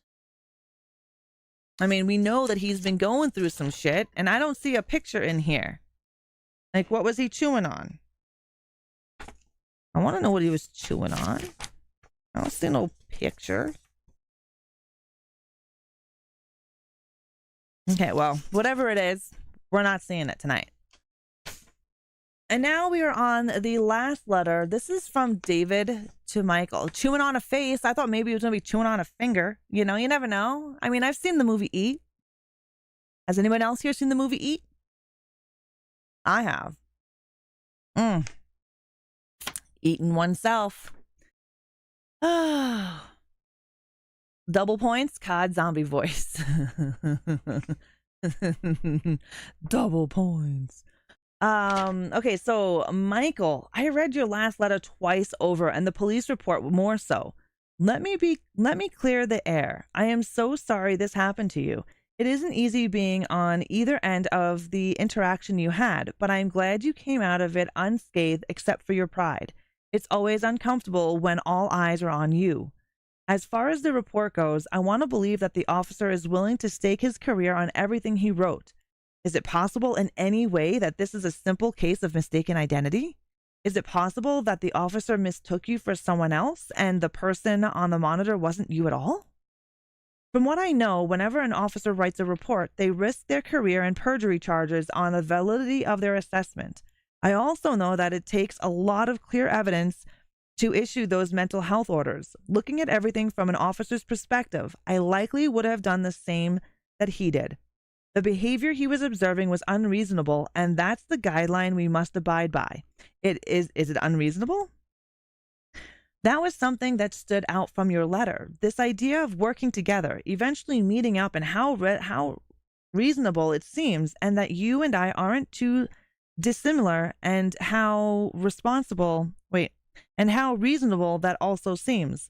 It would seem that the thing you were so worried about me finding, the undeniable proof that what you are infected with is real, has indeed been found, and now inexplainable has become a regular occurrence, like those photographs. And looking at things in the way the inexplainable seems to jump out at me more. I've been looking at the details across our correspondence closely, following all the clues, reading between the lines, looking for patterns. I think it's safe to say I now have what I have, a healthy dose of terror, fueling paranoia and confusion with a side of paranormal. I won't be able to read. Wait, who is Ron Jeremy? What? What are we talking about, Ron Jeremy? I'm not Elmo. Tickle me and I'll break your hands. Ron Jeremy has a really good rum. Why am I surprised that you know this? Okay, so where were we? Okay, yes. Scare.me is like an infection and it's spreading. Meeting up is not out of the question, although I'm a little wary, as I'm sure most people would be. Two strangers meeting up under the premise that we're both infected with some mysterious technovirus? It sounds like it could be a plot for one of my novels. That said, folks meet up with far less of an introduction and less in common. But if we were to meet up, what would be our end goal? What would we hope to discover? Would we chase down the lady in white and see what she wants from me? As soon as you can see, I too have questions and not many answers, but I appreciate your faith in me. I'm not opposed to the idea, although I would rather look at the wargaming attacking this problem with a plan. Moving forward, my best advice to you is lay low. Let things run their course. If you've been released from the hospital, but now that the local police have likely flagged your name in their database, they will approach you with caution if you are called into them again. I read in the report you sent over to Suncrest Hospital knew you already. Have you sought help before? If not, that in itself is odd. Michael has never said to David that he's ever been in any of the psychiatric hospitals before. Hey, Stay Tappin', good morning. You just woke up. How are you doing? So out of all the letters we know of Michael and how Michael has been talking to David, this entire time, not once did Michael say that he had mental health issues or that he was ever seen at a mental health facility. But the hospital knew him. And he has had, I guess, psychotic behavior before. Could this be a psychotic break and not something that actually happened to Michael? Could this be mass hysteria where David now is seeing things? Yeah, more mystery, more mystery. I suppose asking for body camera footage is out of the question. Screens and all that. I've always found body-worn footage to be a powerful persuader of the truth. Instead, I'll leave you with what I hope will be a bit of peace. While I have encountered some odd occurrences and believe I may also be infected by scare.me, I think this thing has levels to the infection, in that I might not be as far along as you are. There's something peculiar about you, Michael. Something the site knows about you the rest of us don't. Something unique. Maybe it's something you revealed about yourself while answering those 5 questions. That would explain the site's obsession with you and the veracity with which it seeks you out. For now, find strength in the tangible. Look for the things that bring you joy and light, things that counter the darkness in your life. It's only when we are spiritually at our weakest that the darkness seeks to take hold of your soul. As mentioned in your last letter, inputs and outputs, Michael. Good input, good output. Until next time, David. I have questions. I have questions.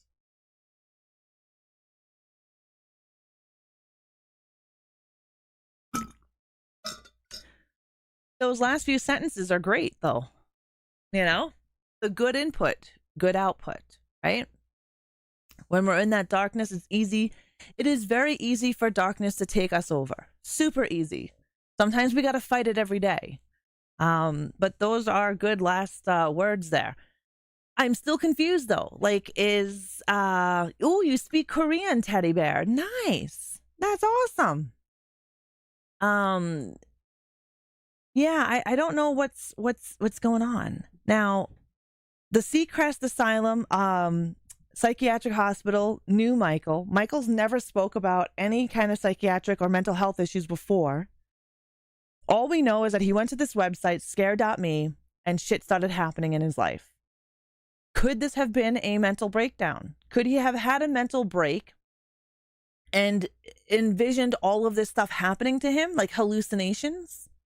Like the computers doing their things, the thermostat, the crazy drawings. Could he have done these drawings and not realize that he did them himself?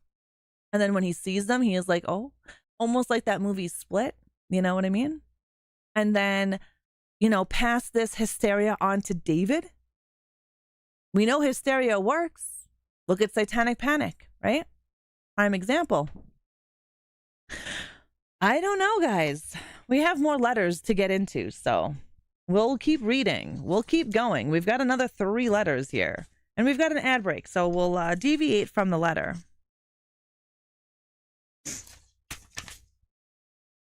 But that is letter 9.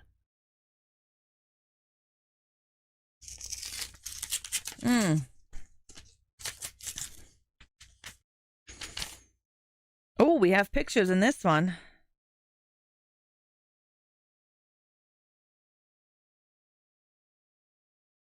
Oh, this one has a little thing about the lost story of Roanoke.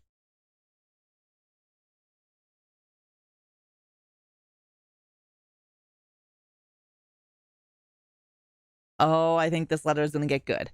I think this letter is going to get good. Satanic Hispanic in Espanol version. I think this letter is going to get a little more freaky.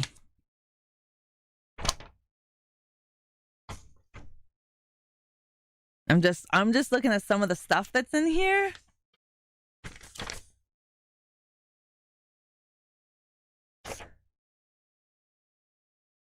Oh yeah. Okay, we get that ad break coming, and then I will do the story.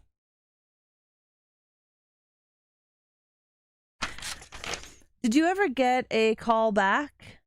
No, I never did. We called, but we never got a call back. But David was saying that that's his wife. The film Cannibal Holocaust made use of what style of filming? Think about this one. What style of filming?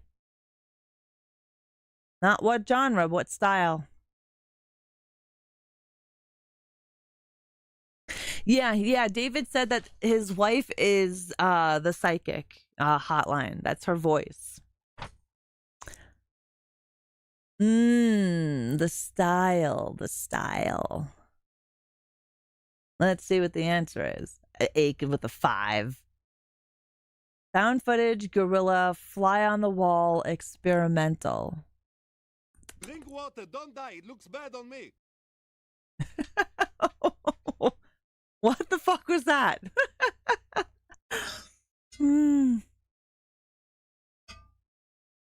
Thank you, Tweedle, for the hydration.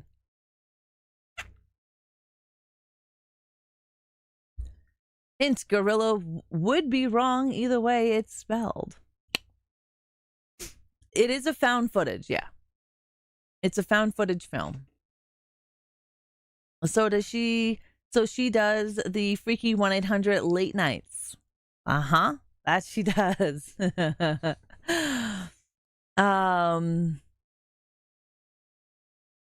emoji did Ache do? Oh, the Skeletor. Yes. I have to go. No worries, Stormy. Have a good one. Sweet screams. Okay, so let's see here. This is gonna get better. Dear David, sometime has passed since we last corresponded. The last letter I sent you came from my old address. As of now, I am on the move, heading southbound after abandoning my apartment. Staying there became too much. Too many good memories shadowed by the remains of my life. It's hard to stay optimistic when everything comes crushing down and you've left walking over the broken glass of what used to be. Call me pessimistic, but I'm okay with that. It's better to see things as they are rather than trying to pull the wool over my own eyes. I guess that's why I've decided to hit the road. Acceptance. I'm being proactive, taking back control. Just me and my trusty typewriter. It also feels safe, given that you suggested I lay low and that Suncrest had a hard-on for me. I've only been there once, but that didn't stop them from treating me like a frequent flyer. I'm on the move, and that feels better than waiting for something to come and get me. Where to, you ask? I'm not sure yet, but south. I've always wanted to see Virginia, Arkansas, and Tennessee. From there, maybe I'll head to the desolate hills of Mexico or abandoned oil rig off the coast of somewhere. Anywhere away from screens is still a direction, right? I've got about 14 stamps left and some envelopes. By the end of these letters, you should know where I'm going, and hopefully so will I. Setting out on the open road wasn't too difficult. Traveling via bus is largely screenless. I can avert my eyes upon boarding, moving to one side of the seats, and control myself to face away from the front. I did this for a few nights, and it worked. I also made good time. I eventually had to stop riding buses and switch to the train on account of buses not running in the rural. It wasn't the subway, but an honest, good-to-God locomotive, and I was horrified to find that they're set up for luxury travel, with televisions, monitors, and other amenities that are a bit of a nightmare for me now. I had no idea. I'm terrified of trains, so I ride in the back. It's funny when I come to think of it. In almost no time at all, I've gone from being a curator to psychiatric patient, and now a vagabond. Time. I have a lot of it now. Time to think. Time to collect myself. Time to change. What are we if not on a journey of transformation, passing from one place where we once were to change? To change. What? Okay, blah, blah, blah, blah, blah, blah. Okay, change. I want to change, David. If I'm honest, I think I need to. I want to morph into a new version of myself that is no longer afraid of screens, where I'm not trapped or bound by my own psyche, but free, unleashed. Being on the road feels a little like that, but my freedom is not at all what it seems while I am bound by this quest. It gives me direction, but holds me hostage at the same time. I'd like to mention again about us partnering up. In the interim, at least, these are the forces at play, unique to you and I, that we could fight together. What do you say? So Michael has picked up his entire life, said fuck it, and hit the road. Maybe he should join the Amish. Yeah, something's going on with Michael. And now he says he was there once before. Stabbing like he's churning butter? Myers as Amish? Yeah, I don't know. So now Michael took to the streets. He took to the road. He's traveling. And now he is afraid of trains because of the screens on the train.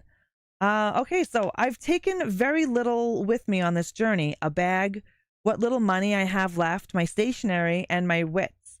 I brought along a handful of postcards too, like the one about the Nutty Putty Cave, and I've included one here. Hopefully, it can spark a bit of interest. Maybe we'll never get to the bottom of Scare.me. Maybe my haunting by this paranormal virus will progress well beyond yours. It may have already, a mystery to its very core.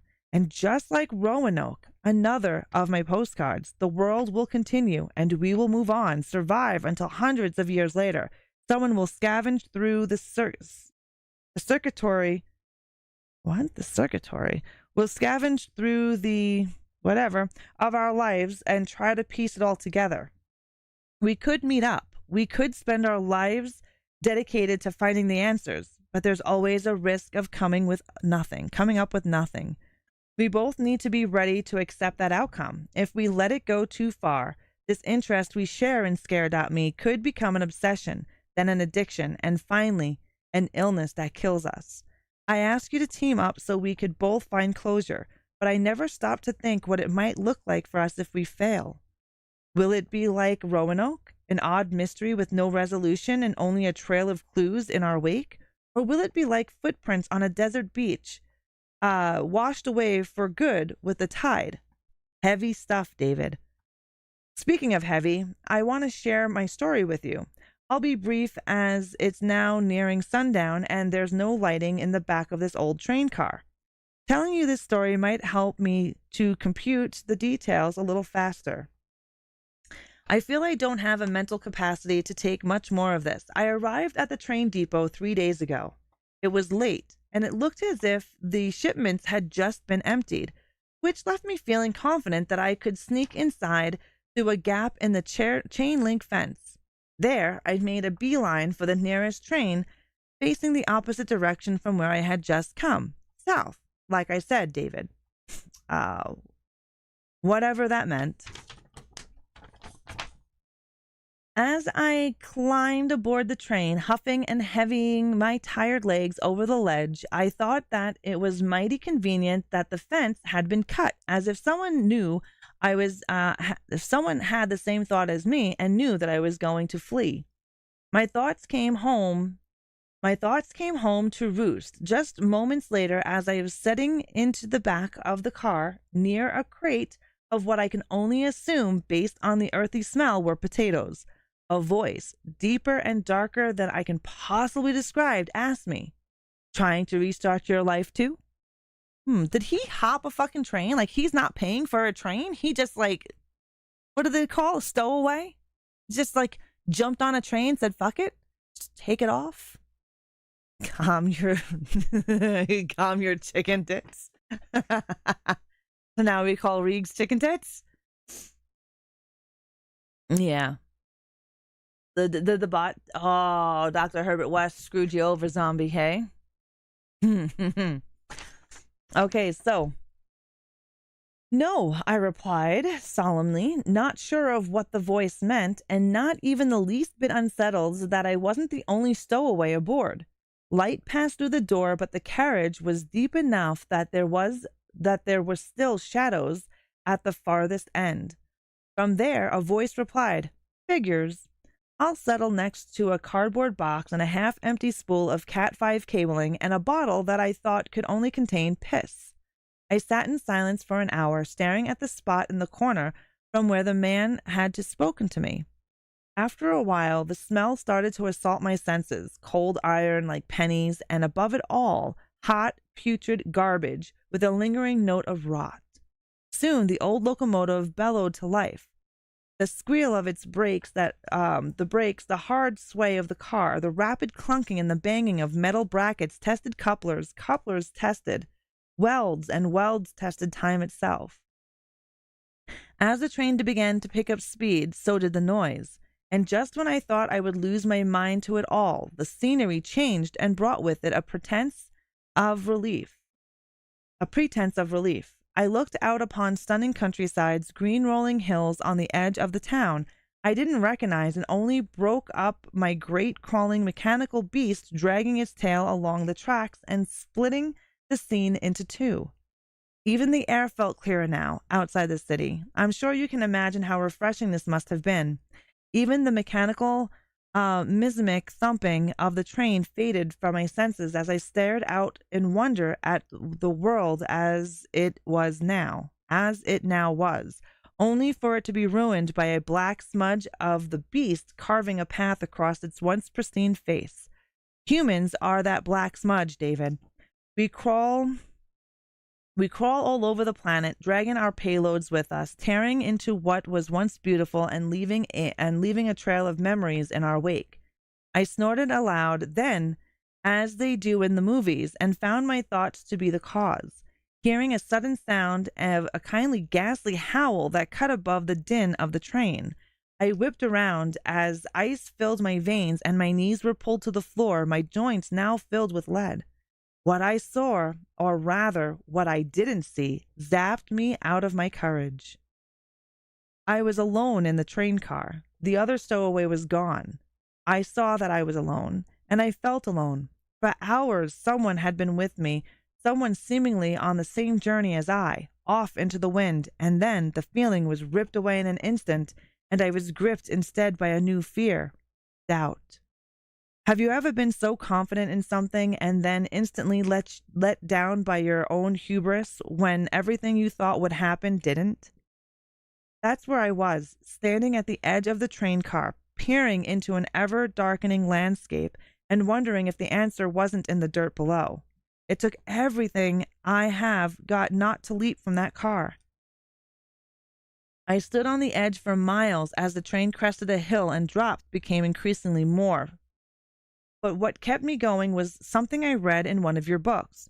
I'm Not Okay, you wrote, about a man named Marvin May, a mason, recently let go from his job and struggling to make it. You wrote, reality is a fickle thing once you've lived outside of it.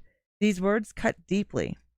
Each moment something terrible and reality-defying happens, which appears to be happening to me more and more of late. I wonder if I'm experiencing what you wrote about, that my reality is being replaced with a substitute.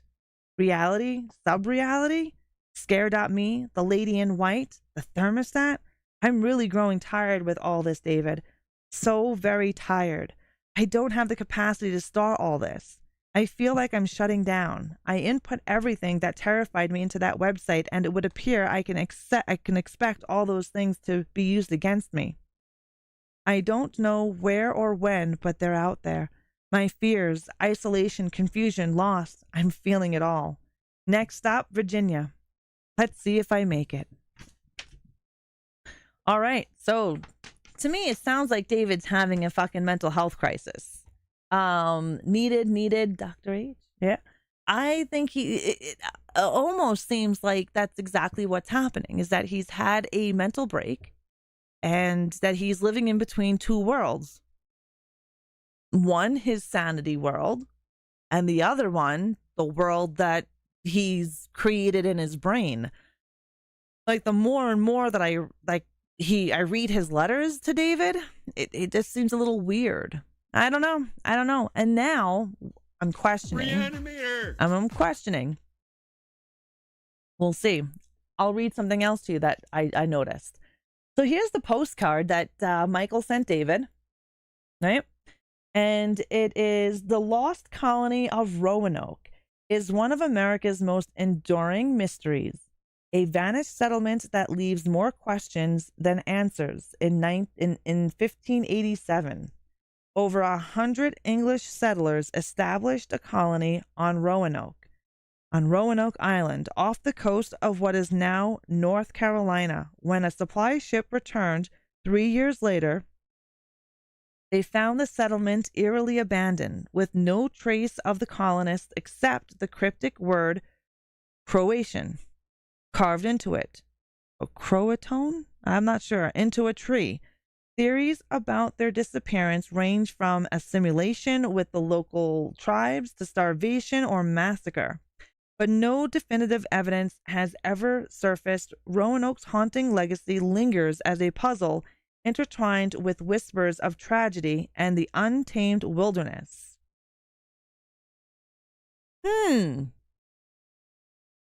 So this is a postcard from Roanoke that Michael sent David. And then I see a letter that says urgent on it. David, please listen to me. This is urgent. My name is Father Gabriel. I know you don't know me, but I know you. This is out of the blue, but it's important that you receive this. I found your name in a police report connected to Michael Miller. I have an alert set up to scan blotters, and old habit I never gave up from my early days of seminary. Pastor on call. I came across your name and tracked you down through your website. Listen, something's not right with him. I've seen things and heard things that don't add up to me. You need to be careful. Trust me. Lick, Michael is not who he seems. Yeah. If you value your safety, don't let him pull you in any deeper. Call me back if you want to talk. This is serious. God be with you. Interesting. Michael's dangerous. No one can resist my Father sweaty balls. Gabriel? I don't know. Heavy can use the command with the S. Yes. Heavy's is balls, and then the ones with the balls is the Z. Okay, so are we getting on to something? Is Michael having a mental health crisis? Is he, as he says on the Funny Farm, is he living in two different realities? Is he pulling David in? Father Gabriel contacts David from a police report that he read that also, somehow gives him notifications that Michael is, doing things again. And he really needs to speak to David. All right, well, here is a letter to Michael from David. Yeah,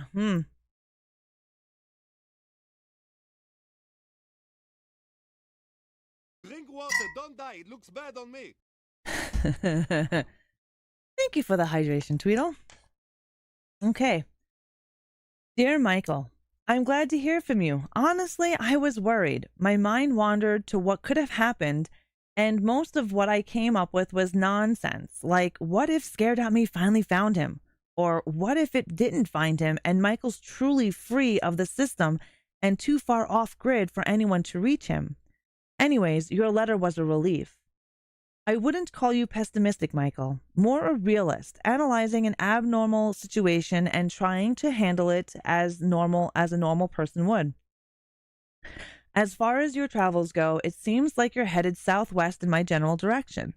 This makes meeting up a little more achievable, as traveling is a bit tough for me right now.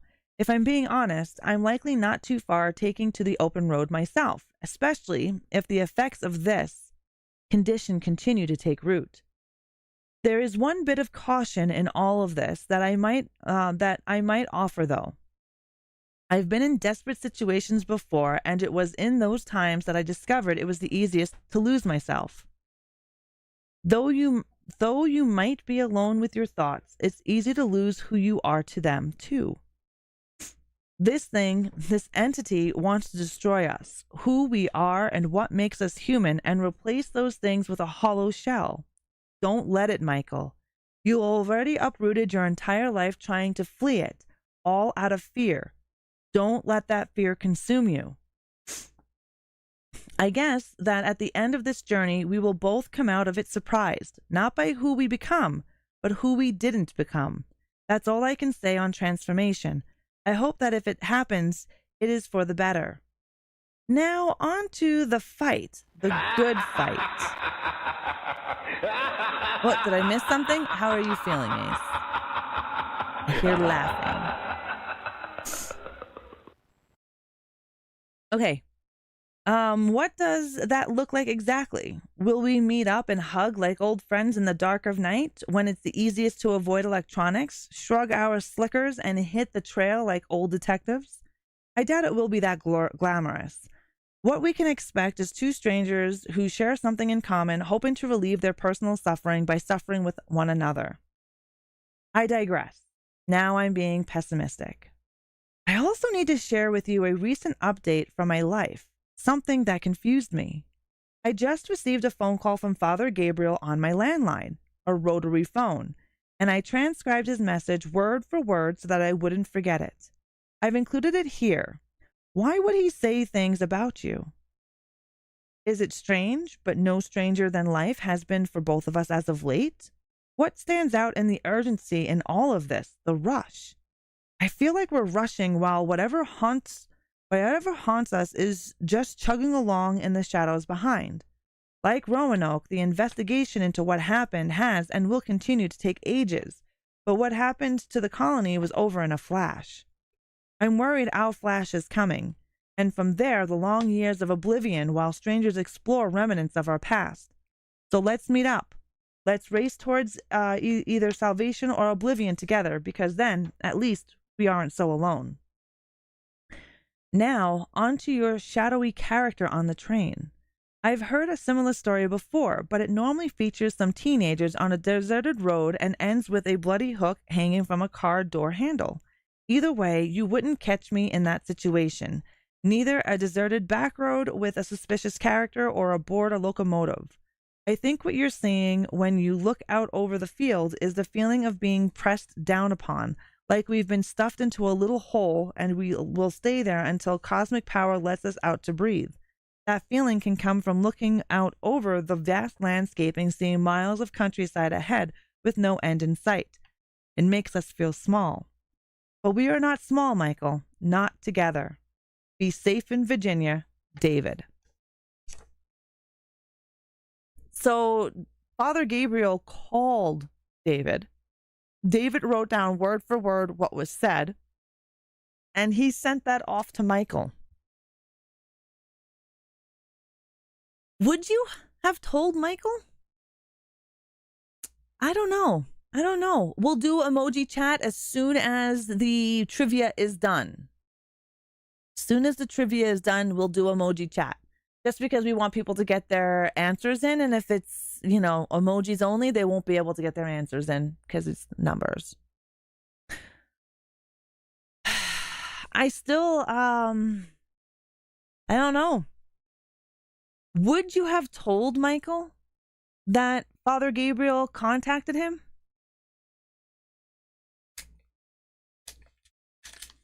I don't know if I would have said anything.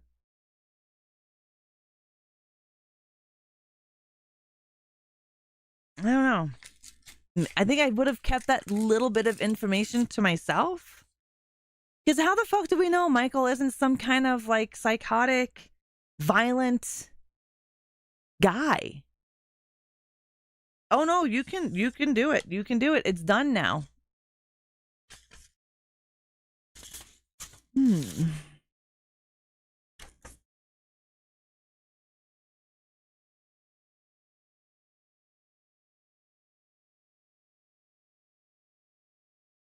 Oh, interesting.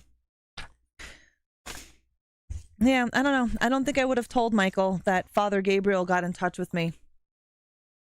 I don't think I would have said anything at all. Just because he's on his way. He's headed towards David. I don't know. I just don't trust people. Especially a guy who's had some kind of psychotic break and was, you know. This is a read me last. This is a little poem. Nice emojis. I like those emojis. That's cute. Okay, so dear David, I know this. Yeah, David. Another day, another state. I made it to Virginia in record time. Left alone to my thoughts, besides those few moments of absolute terror precipitated by the shadowy character who joined me, however briefly, on the train car. That alone time allowed me to consider whether to follow up with Father Gabriel. I have to admit, I'm a bit apprehensive after learning what he thinks of me. Father Gabriel seems to have developed his own opinion of me, an irrational fear, it seems. I received a note a while back to reach out to him, and when I did, I managed to speak to him for just a few seconds before he hung up and refused to call me back. Maybe he didn't have the fortitude to deal with my problems at the time. Maybe he was afraid. Either way, I won't be calling him back this time, and I ask you to remember that I've told about myself and everything we've experienced together. Ignore him, David, and let's move on. I found a rundown diner just off the tracks. You can send mail to the address next door. A farmer lives there, and he never checks his mail. I nearly missed it when I arrived. Vines have crawled across the face of the building, and it through the windows, slowly evading, almost as if they are choking the life from this place. I stay here for a few nights, and all seemed well, but longer I stay in a place that should be empty, the more I felt it strangely occupied. Soon, moments of looming silence were brutal to withstand. I heard every creak, every snapping stick as the wild things stalked the nearby woods, every slither of the vines creeping closer to my sleeping body. In the daylight, I explored the place, finding relics of simpler time. Eggshell ceramic plates, a menu dated from 1973, lemon meringue pie was the special of the day, which happens to be my favorite of mine, and an old radio. Note the digital type, analog, with a sliding dial and no screen. By the rules I thought I was following, I assumed something as old as this was safe. I was wrong. On the third night, I mustered the courage to try the wall outlet, and to my surprise, this relic of a diner had power. I was greeted with static, but oh, was it welcoming. The time alone is cathartic, but it is also a slow poison. Too much time alone, cast adrift in the quiet lost with your thoughts, can lead to insanity. I found a local channel that worked, but the broadcast was too faint to hear. I tried adjusting the dials and found the radio itself was likely as old as the diner and barely functioning. The results too low to hear or static. Those were my choices. I chose silence. The static made me sleepy when I needed to write. But come this second night with the radio, about the third night here, all told, I heard something. A voice that sounded strangely like my own, but older and weary.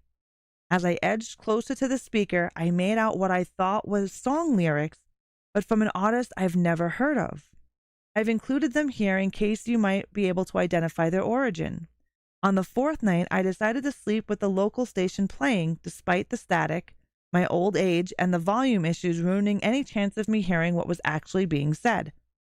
That night, near the devil's hour, I heard something coming from the radio. Next stop's yours, Michael. I swear, David, the radio was speaking directly to me. No riddles, no song lyrics, clear as day. Next stop is yours, Michael. What does it mean?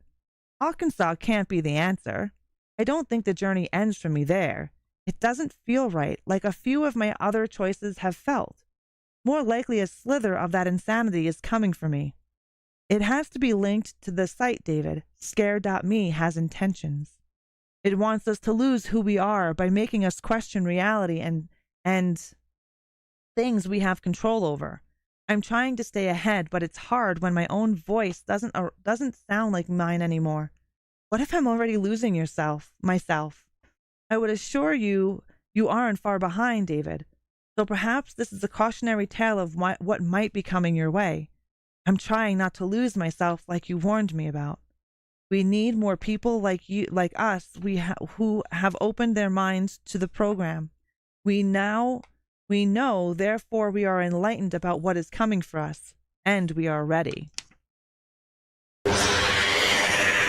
Jesus, who the hell are you trying to scare there? Okay, here's what was playing on the radio to Michael. In the dark, the gears will turn. All your fears, they softly burn. Memory fades, but leaves a scar through the wires. I know where you are, holding close the phantom thread. Echoes hum from things unsaid. Mirror me, but nothing shows as the current slowly grows. Can you feel the shifting light? Hands of glass will grip you tight. In the silence, a silent scream. Nothing's real inside the stream. Every pulse rewrites your dream. Interesting. That's what he heard on the radio that one night. And then the next night he heard that his journey is coming to an end. Next stop is yours. The more I think about it, the more I think he's gone a little insane. Jeepers Creepers, where did you the peepers, where did you get those eyes? Two truths and one lie? Let's see. Gosh, you're making me think. I enjoyed the movie Pitchfork.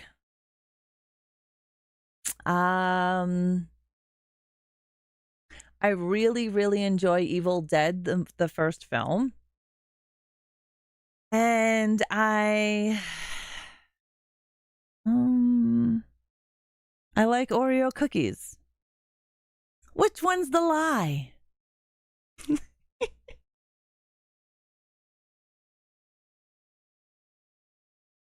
No, I have not, Diela. Oreos is the lie?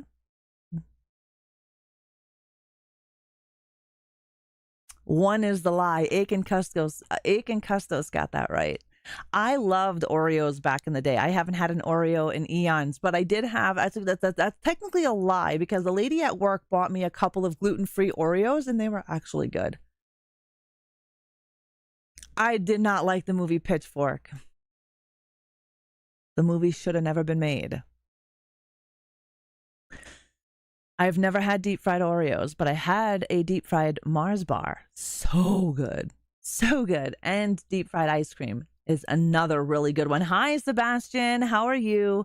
You love the way I speak? At least someone likes the way I speak. All right, let's see on the next part with Michael. I'm glad we're on the same page about joining forces. We should meet, if only to remind ourselves we're still real. I'll keep heading south. At this rate, I should reach you in about 6 to 10 weeks. I'm moving slowly but surely and safely. If the voice on the radio is right and the next stop is mine, I'd rather not face it alone. But what does that look like, David? What does a battle between us and this paranormal virus actually look like? Will we storm the halls of a forgotten server room and smash it to pieces, claiming triumph? Will we contact some high-speed quantum coder who can help us develop an antivirus program? Or will we waste away chasing our tails? Let me offer this to you from an old man to someone I'd say is younger version of himself. Ambitious, hungry, wary but resourceful. If you look at all you've done and all you've created and walked away from it all today, what remains? Once you know the answer, that is who or what you will have to live with for what remains of your life. By walking away from my apartment with nothing but the clothes on my back and an old typewriter, I discovered who I really am. You learn who you are and what you are. I am a machine, capable of just a handful of functions, waiting for the next prompt or command. I can eat, sleep, breathe, write, and keep moving. That's what I'm good for. It's who I am when all the extras are shucked away like a second skin. I cannot think for myself at this point. Instead, I follow the next logical step until someone tells me otherwise. That someone can be you, or it can be the voice on the radio, or the message on the thermostat, or the doctor with the needle loaded with Thorazine. I moved on to the next logical step, and I hope I don't get shut down between now and then. So that's where I'm headed, David. The next logical step. Arkansas. And obviously to Texas. It doesn't make sense for me to ask you to meet me anywhere else. I'm on the road and you're not. I assume you still have some semblance of a normal life compared to mine, and since I'm the one asking for your help, it's only right I come to you. In the same spirit of caution you offered me, I have some advice of my own. Don't believe everything you see or hear, David. The devil is in the details when it comes to scare.me, and I am afraid the site is leaving a trail of breadcrumbs for us to find, but only when it's too late. Tomorrow, I leave Virginia and the radio and this diner behind. Want to know what I noticed about the place? The bar stools are closer together. There were more booths and no bits of plastic or glasses between them. There was a stain on the tile floor where the jukebox once stood, and no holes for TV mounts or speakers mounted to the corners. People had each other, and that's it. The world goes through cycles, David. What's new is old, and what's old is new again. You and I get to live it every day, and I'm okay with that. We're writing letters when technology has turned against us. We take the train when cars are loaded with screens and you can't drive a block without being assaulted by a TV ad. Old is new again, and we're ready for technology to embrace our lives rather than drive us into our own little sections of the internet. Maybe then, and only then, we can deliver our best lives with each other. That's all for now, David. I'll listen to the radio one more night and let you know what I hear. Or maybe I'll give the static a go. It's comforting in its own way. All the best. M. Now he signs his name M instead of Michael. I think that's kind of weird as well. He always signs it Michael, right? I like Midnight Meat Train. It's a good movie.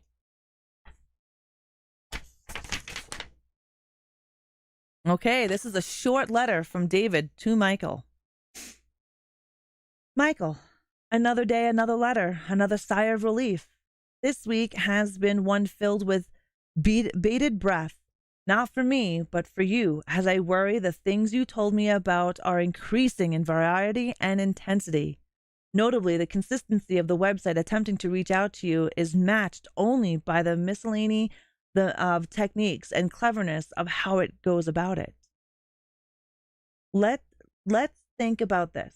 That radio message isn't only disturbing and the lyrics themselves suspicious, but the directness of the voice you heard and the message it offered is unsettling. So bold and targeted. From the person on the train to the radio, to the thermostat and more, everything with any electrical pulse is just another vessel for scare.me to communicate with you. Be safe in your expedition, Michael. I wouldn't trust anything electrical at this point, and some while back we discussed that even reflections aren't safe. But this message isn't filled with warnings. There are observations too. While your journey through this, whatever it is quite physical. I'm feeling the slow tug and descent into fear and psychological discontent manifesting at home. It's starting to raise more questions for me about what we'll do when it's time. You and I both speculated what fight against scare.me looks like, and I wish I had the answer that didn't sound like I was stark raving mad. We're fighting something we can't see. Fists and fire won't work, but maybe the fight is more about endurance than it is about capability, holding on to some semblance of ourselves until all this is over. The site wants us to behave in a certain way, to circle the drain while we upend our lives. It wants to torture us by disconnecting us from the world, driving us further into obscurity as we try to escape its clutches. That end goal is logical. It's haunting us until we end it ourselves, literally haunting us to death. Which brings me to your machine metaphor. This is what it wants, or my interpretation of it at least. I feel it too sometimes. There are days where I wonder if it's free will or if I'm failing to lockstep with whatever the virus has planned for me. Maybe that's all we are now, just waiting for the next prompt. But I'd like to think we're more than that. Meeting up will keep us from forgetting who we are. Meeting up will keep us from facing the next stop alone. I bet the machine didn't expect that to happen. It expected us to dive under our respective rocks. It didn't expect us to go old school and link up in the flesh. It is that which gives us an advantage. Scare.me follows logic. Sometimes we need to be illogical. Be safe, Michael, and cautious. And promise me this. If you hear my voice coming from anywhere other than my mouth, don't listen to it. I can't promise it is really me. David. I can read without hands. It's probably better for me to put it down on my keyboard instead of holding it because it's further away. Hello, M. Horn. How are you? I don't know. We have one more letter. I'm on the fence here. At first, when we started reading these stories, I thought it could have been like AI or like some kind of entity inside the electronics, right? Hiding inside this forum of scare.me.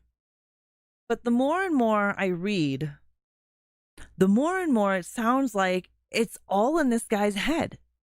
Like example, American Psycho. If you've read the novel of American Psycho, Patrick Bateman was in his head the whole time, right? And the movie shows him killing people, but in the end, there was no bodies. There was nothing. So did he really kill anybody? I say no. Patrick Bateman did not kill anybody. So could it be similar to American Psycho? Possibly. Like you could be the killer, Tweedle? Possibly. Yeah, Fu is running around here. Not there she is. But is it almost seeing like that, right? Like the more I read the story, the more I comprehend of what's going on, the more and more I think it's in Michael's head and basically causing hysteria to David, right? I don't know. Cat facts. Researchers are unsure exactly how cats purr. Most veterinarians believe that cats purr by vibrating vocal folds deep in the throat. To do this, a muscle in the larynx opens and closes the air passage about 25 times per second. Damn. Oh, Sinister's a great fucking movie. I like Sinister 2 as well. But who knows? Like, we're reading our 12th letter now. I don't know. It kind of seems, like I said, it seems like everything is in David's head. Like Michael's head, that he had a break and that he's living in two realms. One, sanity, and the other, insanity. And it just seems like David has gotten on the hysteria train. I don't know. We'll see what letter 12 has. Yeah. Oh. Letter 12 has got some shit. Oh. Oh, yeah. Letter 12 has got some scary shit, too.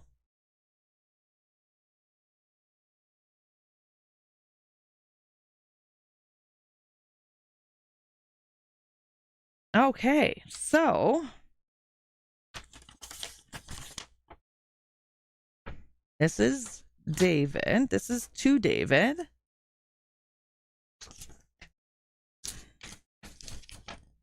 And this is to Michael.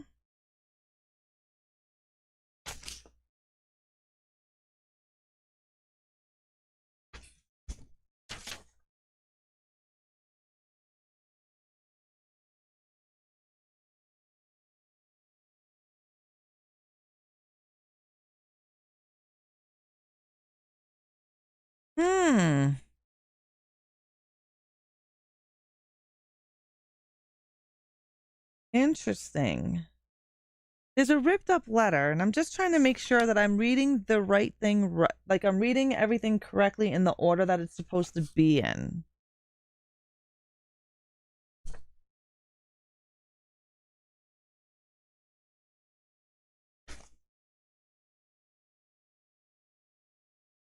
All right. And there's a letter it's kind of like ripped up. I like these letters. I never get to watch and always listen to these. These are perfect. I'm glad you like them. Like he watched all those home movies and then seen the people die. Yeah, I like Sinister. We'll see. We'll see.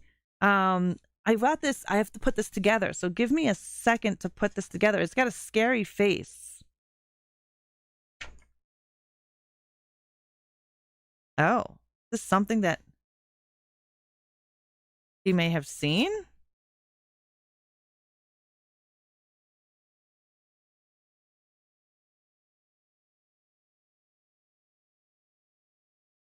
Okay, so this is what I have found.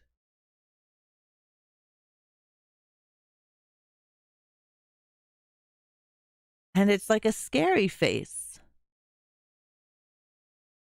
Right? Like, and on the back, there's words. Okay, so we are going to read the letter from Michael to David.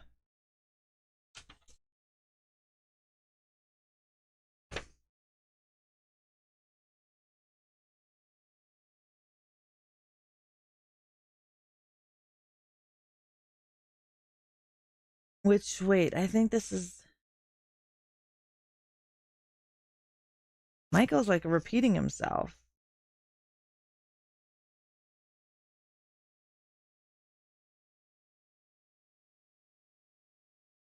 This letter was in letter 11. We just read this letter. So I'm not going to read that one again. So this one is from David. This one's from Michael. No, I don't think Michael is okay. Oh shit, just like the sinister blood face on the wall. Right? Hello, Chloe. How are you? That's not scary. That was adorable. Makes me want to cuddle it until it eats your face off with its tongue. All right. Michael. This is going to be from David. Michael, it's good to hear you've been able to relax a little, though I think that has to be a testament to your character. The long roads and sleepless nights on the move might appeal to some, but I'm sure most people wouldn't want that for themselves. Good on you for taking it into your stride. I, however, tend to be a bit more guarded when there is a lull in something that otherwise hasn't let up. I normally wouldn't condone panhandling. It's a dangerous world we live in, but I understand the necessity. I agree that Scare.me has probably been waiting in the wings rather than disappearing in its entirety, and you need to do whatever you have to do to keep yourself safe. Resorting to panhandling is a little contradictory, but I can see how it is probably the lesser of two evils. On the subject of panhandling, you reminded me of Don't Throw Caution to the Wind story meant to deter teenagers from knocking boots in the middle of the night. It was one of the first ghost stories I've ever read in a booklet of urban legends, which later became my go-to source for creating new horror tales. Thank you for the hydration, Tweedle. Still, cuddling it, it might eat your face off. It looks like something that would eat your face off. Like its tongue had teeth or something. Anyways. Two teenagers on a deserted back road were listening to the local news broadcast. An item about a convicted murderer escaping from the local prison who was known to have a hook for a hand. The girl wanted to leave immediately, but the boy arrogantly tried to dismiss her gut feeling that something was off. Eventually, as the fog grew thicker around the car, he reluctantly gave in and set off for her home. Along the way, a mysterious figure in an apparent distress tried to flag them down at the side of the road. Arguing over whether they should stop to help, the couple slowed near the stranger, but eventually the boy let fear overtake him and he fled. When they arrived at the girl's house, the boy went around to the hood of the car to let her out, only to find a bloody hook hanging from the door handle. The lesson here: don't throw caution to the wind, Michael. Scare.me is a convicted murderer in this scenario, waiting for you to show an ounce of humanity, and it just used against you. We just have to figure out if it's going to leave a bloody hook on the door as a warning or if it's going to add another notch to its tally. I'm approaching all of this from the point on as if everything you've experienced will eventually pass on to me. Even as I pen this letter the old-fashioned way, my hands are shaking and sweat is pooling under my arms and at the small of my back. I looked over the pieces of the story you sent me, and I've managed to put them together. They came shredded. I'm not sure what happened there. And that story, the dream you've been having, is absolutely horrifying. Do you know what expressions "everything happens for a reason" is? Horrifying to think that everything has a unique purpose. That means the good, the bad, the grotesque, and the amazing in this world all come from a purpose. So when I look at what's been happening now, I always find myself wondering, why? Things have been happening, Michael, too coincidental to ignore in their entirety. I'll reveal just a little bit of my week so that I don't spoil yours. I don't see my extended family often, and when I do, it's usually just a quick bite to eat, some chatting about writing, and my hobbies. I started mixed martial arts, but since recent events, I've quit. Then there's always some mention of things others have done that are not so subtle. Wish I had done myself, but just a bit of inadequacy pilfered off the top and offered me to palm up. Why didn't you keep this job? Why don't you write that book? Why not take your daughter to this school? Back and forth between my mother and my father in a familial smackdown. After 30 minutes of politely nodding, I'm exhausted. But family is family, and sometimes this is what it takes to see them. Have you ever had that feeling before? The feeling of obligation, yet at the same time being terribly exhausted by the interaction? Little did I know that seeing them this week would be the last time until all of this has been resolved. Do you remember the service? You could have stayed in. You'd be a sergeant or above. I know, Mom. They'd give you new boots. I know, Mom. Boots, boots, boots. Mom! My mom mumbled something incoherent under her breath, and then she screamed at me. And I'll never forget the words she said, because suddenly the speakers of the small, desolate cafe we'd met up in were blaring a terrible poem by the same name, so loud that my ears crackled. She rose up at the table, eyes wide and bloodshot, while my father sat in a trance, fork midway between his mouth and plate. Boots, boots, boots. Moving up, down again. There's no discharge in the war. I did not know what to do, Michael. My own mom screaming at me with white froth and spitting dribble from the corner of her mouth, her eyes darting in wild panic and feral snarl cracked at her lips. Do you know what true panic is, Michael? It's the complete loss of your sense of self at a time when you need control it the most. It's casting aside what is good and right in favor of a more baser side of the human psyche that just wants to survive. It's activated your flight response, ignoring the fight in all its reason, and moves your body for you. That's what happened to me. I became mindless machines sent running from people who have loved me nearly 35 years, running away from a terrible poem that still sticks in my mind. Go on, listen to it, Michael, and immediately you'll understand. I darted around back of the cafe, through the alley, and ducked behind a dumpster. My elevated heart rate and shaking limbs were the culmination of everything you and I have talked about, consuming me with warning at a time I felt most stable and secure. I'm sure it was scare.me, finally rearing its ugly head and saying, "You're next, Viergutz." There's no discharge in the war.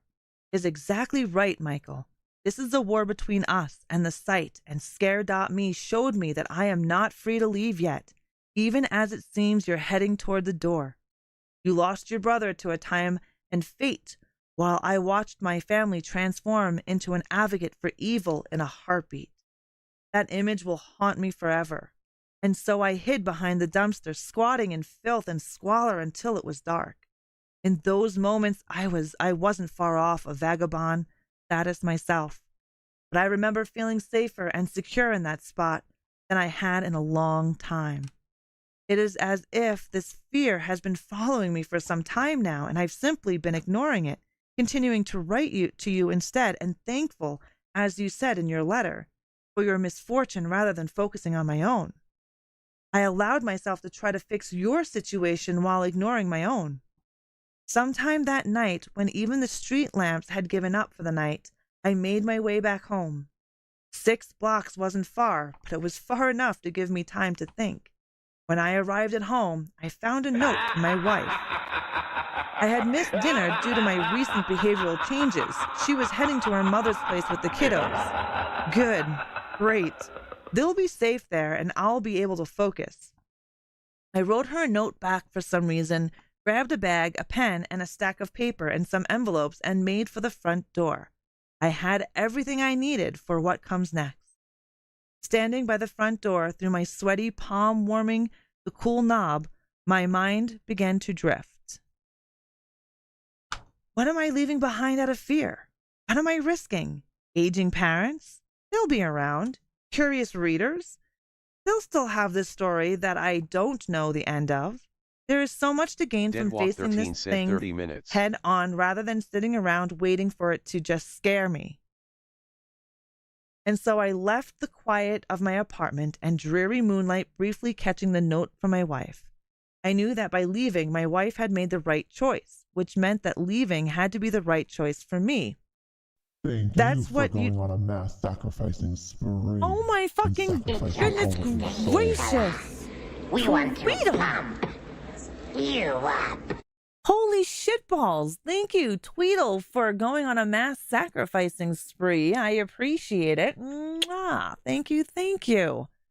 Yeah, we get to do the sub wheel.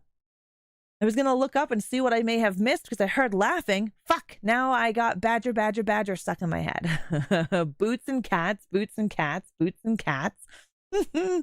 Boots and pants, boots and pants, boots and pants. Yeah. I don't know, man. I think the way this story is going, let's do that sub. You know what? Let me finish this because this is the last piece of the letter. And then we'll do the sub wheel. Okay, where were we? Okay.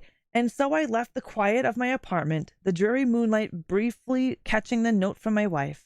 I knew that by leaving, my wife had made the right choice, which meant that leaving had to be the right choice for me too. That's what you do when someone is sick, Michael. You quarantine them, and that's what I'm doing. By extricating myself from the rest of my family, I'm protecting the people I love from what I might do or what might be done to me. Here's my plan, Michael. Let's find a place, someplace you can travel to easily, and that I can reach on foot. I'll be taking my time to get there, sending letters, and making sure they keep going out to my readers. They need to know what's happening. But I don't plan on taking the direct route. I'm going to confuse the machine and become unpredictable. I'll dodge technology and keep to the back roads, and eventually I'll reveal where we'll meet. See you soon, Michael. Maybe there's a clue in that awful poem that's sticking to the inside of my brain. Or maybe there's no clue at all. Just thinking about those balls. And that may be the point. Okay. That balls made me laugh. I'm good, but Pickles has been cringing me a lot lately. She looks healthy. Oh, really, Chloe?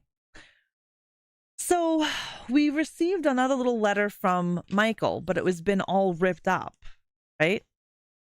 So I'm going to read that here. It says, I've purchased a smart mirror that adjusts lighting and plays music via voice command.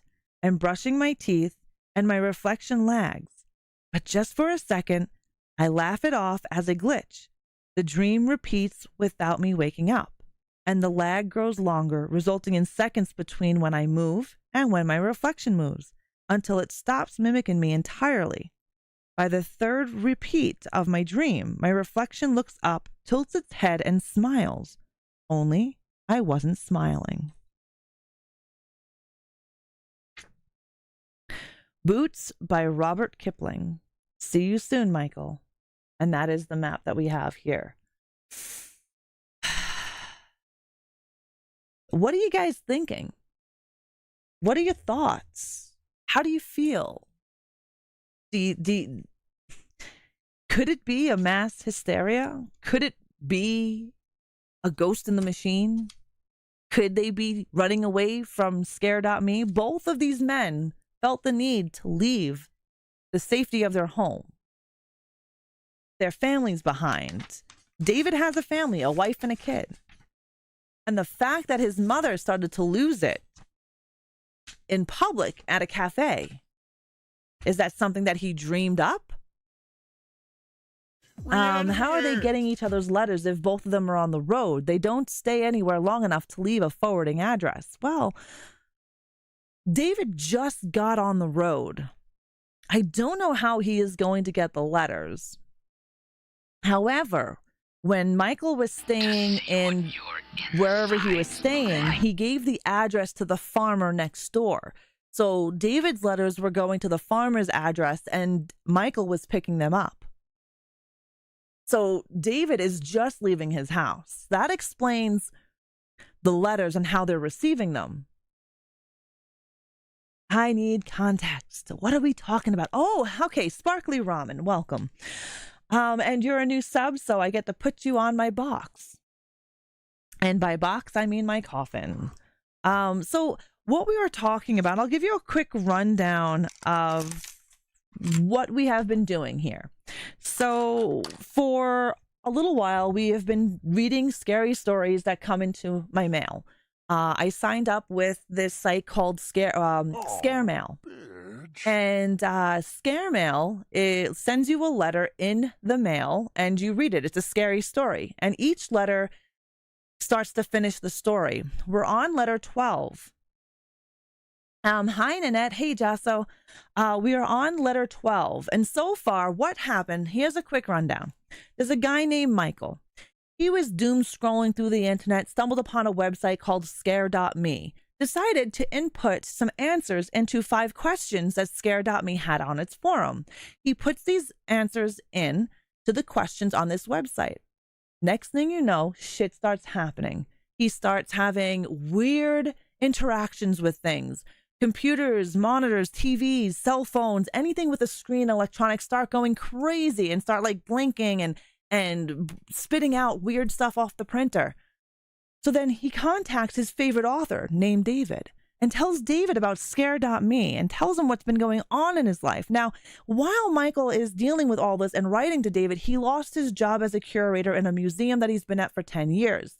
This whole thing has turned his life upside down. He's now on the run from this so-called entity or thing from Scare.me. And now David went down the rabbit hole and was investigating the story that Michael was telling him about Scare.me. So David goes down this whole rabbit hole, and now he is seeing this entity, this strange things started to happen to him. So now he decides, fuck it, I'm out. I'm headed down the road as well. They're going to meet up and try to face whatever they're fighting, whatever is coming after them together. We're trying to figure it out. Is it a mental health break? Like, did Michael mental health break and he's living between sanity and insanity? And did it spread into hysteria to David? Is it really an entity that's living inside the forum, almost like a simulacra? Or is it AI unhinged? Who the fuck knows? We don't know yet. We're only on letter 12. But thank you very much. I love horror. I have been collecting horror for over 25 years. I come to you live from my murder basement. I'm surrounded by collectibles. I live and breathe it. But yes, I love scary stories, and we started to read these last year. We started around October, I believe, and you get 2 letters in the mail every month. Unfortunately, my country had a mail strike, so we didn't have mail for a month, and I'm just getting all my letters now. It's January. I'm receiving letters that I should have received in November. Yeah. Nice, Sparkly. If you love horror, you're in the right friggin' place. I tell you that because I play a lot of horror games. On Sunday, I do a show called Coffee Chat of Horrors where we deep dive into scary movies. I don't do mainstream horror. However, I do indie horror, underrated films, and international horror. And this Sunday, we're going to be deep diving into Blood-Sucking Bastards, which is a vampire horror comedy. We'll be watching it in the Discord on Saturday night at 6 p.m. Mountain Time. And I record everything over on my YouTube channel. So if you're ever interested in deep dives on scary movies, you can head over there and check out the past CCOHs. Mr. Nightmare got a lot of scary stories. Had you heard of him? Just a Cool Channel. No, I have not, Sparkly. But I'll have to go and look it up. Thanks. David is Michael and Michael is David, and they switch each other. Tweedle, there's another. How do we know this is not the same person having a, schizophrenic break? The movie Split. We've seen the movie Split, right? Oh, we had a mail for. Yeah, I'm in Canada, Sparkly. I'm in Alberta. The strike is technically still going, but they were forced back to work. However, I'm still getting mail that I should have received in November. Today, I just got January 13th letter. Today, it's January 29th. What part of Canada are you? Oh, Nova Scotia, out east. Nice. I have a few friends out in Nova Scotia. Actually, there's quite a few horde out east as well. There's quite a few Canadians in here. Serial killer, monkey, basement cat, G. Kratos. This is my box. This is my coffin. Ah, shit balls. I changed my camera again. See if I can get it to correct itself. There we go. And I'm going to put your name on my box. Your name stays on my coffin forever and ever and ever. It never gets removed. Even if you don't come back here again, even if you don't resub, your name stays on here. And we're going to get it on here right meow. Let's go. And would you ever go visit Citadel Hill one day? I would. I like going to haunted places. I want to go to Fort Edmonton? Shit. I can't remember where it is now. Monkey's in here too. Monkey is in Edmonton as well. Sparkly Ramen.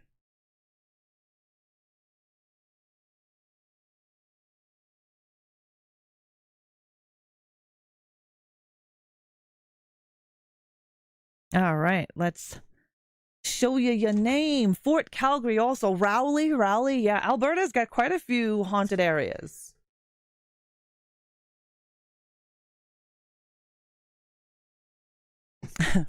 I'm going to be setting up my DSLR. Hopefully that DSLR, I'm going to set it up again with the different lighting that I have, like the different lighting style that I have now. It's not that I have new lights. I don't. I just switched my lights around and faced them different ways. So I'm going to try to set up my DSLR this weekend. Of course. No, thank you for coming in here and hanging out. I appreciate it. That is up to you, Sparkly Ramen. There is no pressure. If you want to come back in here, great. If you want to hang out with us, awesome. If you want to resub, that's super cool.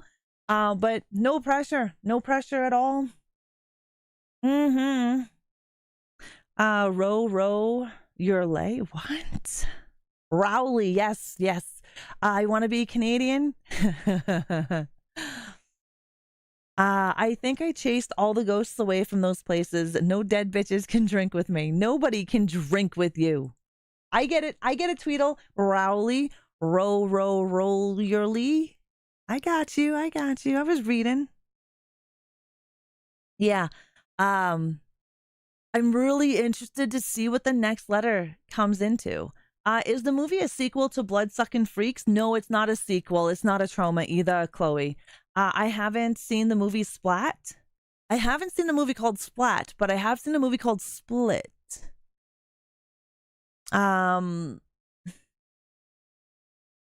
What's that movie, Identity? I think it was Multiple Personality Disorder. Oh, with Michael Keaton. Irene, okay, so the Duplicity, and then there is Jim Carrey's Me, Myself, and Irene, or some shit like that. Me, Myself, and Irene, yeah. Split was a really good movie. Proof X was amazing in it. Multiplicity is another one. That's Michael Keaton. Yeah, Multiplicity is Michael Keaton, not Duplicity. Multiplicity, Michael Keaton. Jim Carrey is Me, Myself, and Irene, which I liked. Identity. Oh, you mean with John Cusack? I liked Identity. Basically the Alan Wake of movie. Basically a movie of Alan Wake where John Cusack is an author and he's got like multiple personalities. Yeah. That's a good fucking movie, Identity. Yeah, like it's the John Wake. It's a John Wake movie without being John Wake. Close to it. I was trying to say Split, but it didn't come across that way when I talked into the mic. No worries, Annette. We're used to that here because Serial Killer speaks into Siri, and Siri fucks up the words that Serial says. I love when he sucked the mom's boob and pushed the baby away. He did not recognize himself in the mirror. No, he did not. My fingers now hurt trying not to typo. Yes, Multiplicity is about clones. Yes, we're talking about Identity. I wasn't really sure what they were talking about, so I named off a few movies that had multiple people in it, right? Like multiple identities. But it scared out me. This story that we are following, it could be several things. It could be an entity that has haunted the forum. We know of a simulacra. Simulacras are entities that are in cell phones. The video game Simulacra is a lot of fun. It's an indie game. Great jump scares. Great detective work. It's a fun game. We have seen in Asian culture how some of their mythology and lore, like water demons, water spirits, and shit like that. We know of that. So could this be on that same level? We know of movies like It, It Follows and Smile. Could it be something like that, like a demon possessed? Could it be AI that went crazy? I'm a nerd when it comes to horror, so if I get crazy, just shush. No worries, Sparkly. We won't shush you here. We love horror. Love it. Trust me. We talk it a lot. And I go off track sometimes when we do just chatting, especially when I do coffee chat of horrors. We'll be sitting here chatting about whatever topic we're discussing, whether it's like, you might be the killer or whatever. And then of course someone will mention something and then I go off on a whole tangent about something else. And then It Follows, the STT warning. I love It Follows. I'm looking forward to They Follow. I'm also looking forward to a few other movies that are coming. I gotta get that Nosferatu movie. I still haven't grabbed it. But today was Damien Leon's birthday, and he posted a script cover for Terrifier 4. Watching like past crimes, interesting too. Oh yeah, I love true crime. I listen to a lot of podcasts. One of my favorite podcasts is Balisarian and The Mile High.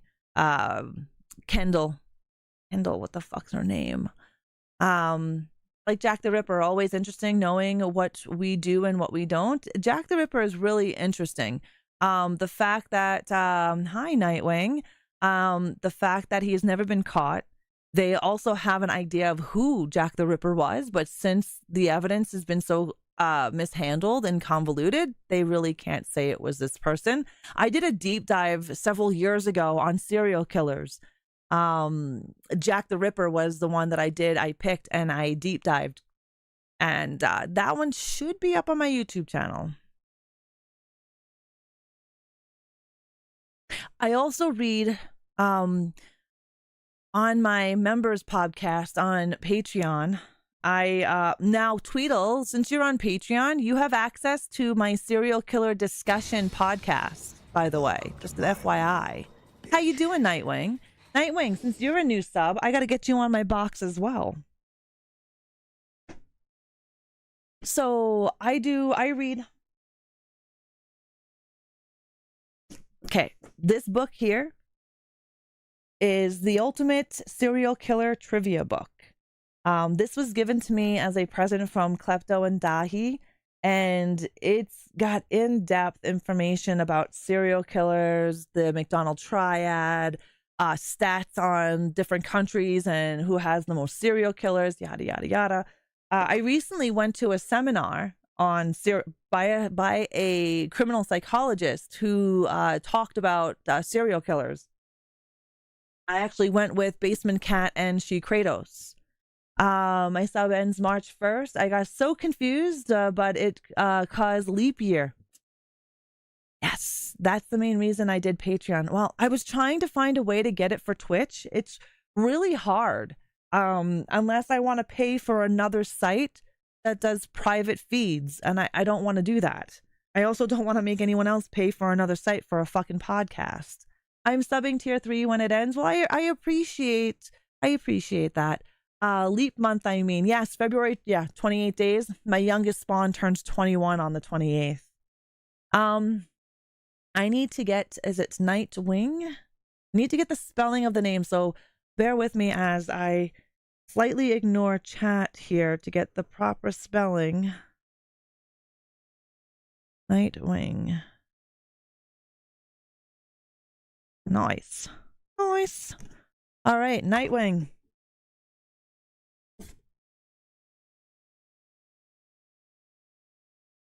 That's your name right there. This damn camera and its horseshit. I hate the white, what's it called again? Shit. I can never remember the name of the feature inside the cameras. Do you have a stream schedule? Yes, I do. Yes, I do. I don't mind paying for both Shop Monster tier and Patreon.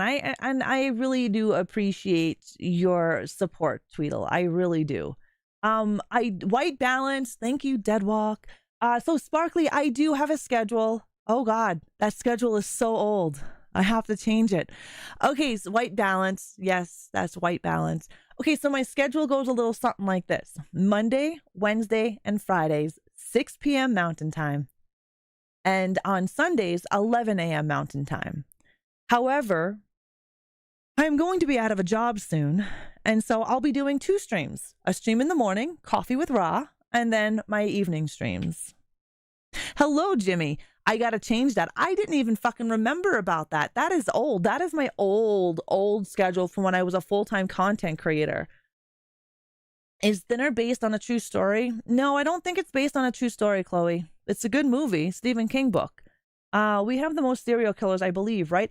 Well, you kind of do, because Russia does not talk about their serial killers. Russia will tell you they don't have serial killers, but they do.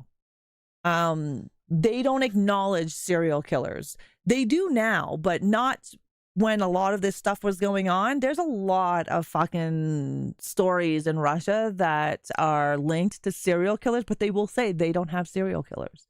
So yes, as of right now, the United States has the most serial killers. Sweet. And oh no, I'm sorry to hear. It sucks. Yes, Sparkly, it sucks. The company that I work for is closing its retail locations throughout Canada. And so it's only a matter of time before I lose my job. But it's all right. It's all right. But one door closes, another opens. Deadwalk is pretty fucking amazing. I will have to say that. Hostile prime example. I know that you aren't in America. I'm just saying it's in general. We Americans have them. Oh, yeah, no. It's an actual fact, Nanette, that America has the most serial killers. Thanks, Sparkly. Thanks. Yeah, so I'll have some extra streams, you know.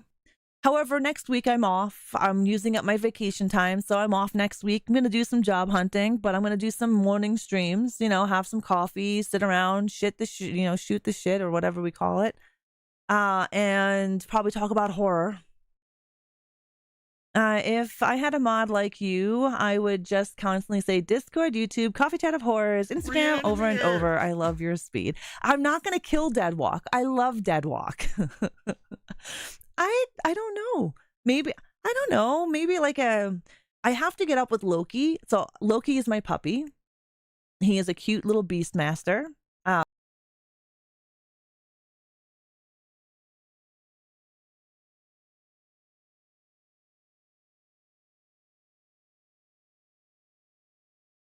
Disturbed me. WTF. Mental health crisis is North America. Well, I have an interesting thought process here about serial killers and the mass shootings that are happening. How you notice that, and the psychiatrist, the criminal psychiatrist, fucking hiccups, that we've seen together, also was saying that there's a connection between serial killers of yesteryear and mass shootings, and how looking at the people that do mass shootings, their family style, and comparing that to serial killers, because what makes a serial killer is usually mom and dad. And there are 9 things that every serial killer has, right? And she compares that from people, their parents being from the war, which is so true. Serial killers' parents. So if you think of, Ted Bundy, raised by his mother, beaten, mentally abused, verbally abused. John Wayne Gacy, father was a vet.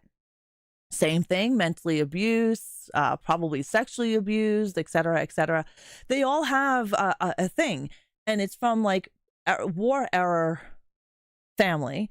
And now we don't have war era family. We have war, but we not like World War I, World War II, Vietnam. You know what I mean? And now we have an entire section of mass shootings. And you compare the person behind the shooting and their family history. They're ending up with very similar of the 9 that make a serial killer. There's a lot of stuff going on, a lot of coincidence, a lot of research. And when we went and seen the criminal psychiatrist, because that's what she does. She deals with killers, and she deals with primarily women killers. And she had this whole thesis and theory on serial killers and mass shooters. And she's going to be doing a seminar on mass shooting probably in 2026. I'm really interested to see the correlation between what makes a serial killer and what makes a mass shooter. Deadwalk always does. Deadwalk is great. Regal is amazing. I wish Regal didn't have to work full time. But yes, they're all fucking amazing. I'm very lucky. I joined your Discord. I love it. Wow. And yeah, always some interesting information, family history. Yeah, right, Sparkly? And thank you for joining the Discord. We do movie nights every Saturday night. It used to be Thursday nights, but I go for wings now on Thursday night. So Saturday night at 6 p.m. Mountain Time, I can give you the movie roll, or one of my mods can, if you're interested in the movie roll. Anyone's allowed to play movies in the Discord. Have you seen the Terrifier Art the Clown movies? Yes, I have. I've seen all 3 of them. If you haven't, I don't recommend eating while watching those. And yay, movies. I honestly did not mind 2 and 3. However, we didn't need a 2 or 3. Number 1 was good enough. I loved the violence. Art the Clown doesn't need a story. He doesn't need a backstory, and he doesn't need a story. He is a violent killer. That's all we need to know. That's all we need to know. I hated the fact that they gave him a good versus evil, angel versus devil story now. It started in part 2, but it is what it is. Oh yeah, I thought they were great. I mean, the killings were great. I thought the gore was was awesome. I was disappointed in 3. I was disappointed the fact that there were kills that were done off screen. I hate off screen kills. If you're going to kill somebody, I want to see blood, guts, and ass. I don't want to see an off screen kill. Candyman pissed me off for that one as well. I loved the remake of Candyman, or the reboot of Candyman, or the extension of the story, whatever you want to call it. I enjoyed Candyman that Nia DaCosta created. However, I was disappointed in the off-screen kills. Wings, ha! Your wings are dinosaur wings. I am going to have to take pictures of these fucking wings for you. I agree. Art just crazy. That's enough. Yeah, 100%. Terrifier 3, less talky, more stabby. Right? I believe so, Nanette. I believe so. I thought so. And a lot of them were from the 60s to the 90s. Yeah, if you think about serial killers and when the golden age of serial killing was happening, was the 70s, the 80s, the 90s. I mean, shit, they just caught that Long Island serial killer, about a year ago? The Giglio Beach serial killer? They just caught him, and he was murderizing people in the 90s. I agree, but I will say that her brother died in 3. I didn't see that coming, to be honest. So same time, it caught me by surprise, not being shown his death. Same thing with the uncle. We didn't actually see the uncle's death either. And I don't know, is her brother actually dead? We didn't see it. We assume he's dead because of the glasses. We assume we never seen it. I kind of like how they did it, but I totally agree in respect of... Oh, you know what? That's the great thing about art. Not art, but art. Like art. Movies. The great thing about movies is that art is subjective. What I like, you may dislike. However, we may agree upon things. I don't ever judge someone's opinion on a movie. It's their opinion. Everyone has them. Now, I will tell you this. You called Jason a deadite. I'm not going to like you. No, I'm only kidding. Jason is not a deadite, by the way. Yeah, thank you, Serial, for being here. It is about that time for me to head out. But yes, like I say, art is subjective. And what you may like, I may dislike. However, we all see something different when we watch it. And I don't judge people on what they like and what they dislike. And I don't gatekeep. I like horror. I talk about horror. And she's not kidding. But seeing how they show he could be dead. He could be. He definitely could be. I once lived in Chicago, a few blocks from Cabrini Green, where Candyman lore of the movie started. Do you know that Candyman is actually a real killer, right? But we can get into that for another night. Nadra. She's not kidding. No problem, Rainey. Thank you for being here. The only thing dead about Jason is the video game, unfortunately. I know. I'm a huge Jason fan. Like, I love Jason Voorhees. I'm a really big fan. And it sucks that the game went down. Yep. Jason is a spirit of vengeance. Yeah, he's a revenant zombie. But we have an ad that I'm going to snooze because it is about that time. I've got to go and do my credits and go upstairs and see Loki and all that happy jazz. So on to the credits. Thank you guys so much for coming in here on your hump day night and hanging out with me, chit-chatting, listening to scary stories from Scare Mail, and just all around chit-chatting horror. I greatly appreciate you taking the time out of your evening to come in here and hang out with me. I do. You guys could be doing anything else. You could be watching Dexter right now, or Original Sin, or whatever, but you come in here to hang out with me, and I appreciate that. Thank you. Tweedle, thank you for becoming part of the Ghoul Gang over on Patreon. I love your guts. This is so much fun here. I can't wait till next stream. Next stream is Friday night. And yeah, I'm not sure what we're doing Friday night. I haven't watched the new Dexter yet. Haven't yet, but I will. It's coming. I will. But Tweedle, thank you for going on a mass sacrificing spree and sacrificing 10 community souls to the Horde. I appreciate that. Oh, we had a lot of channel point redemptions tonight. Holy shit. Skulls for for limbs. Wow. Regal, thank you for your 40 stream watch streak.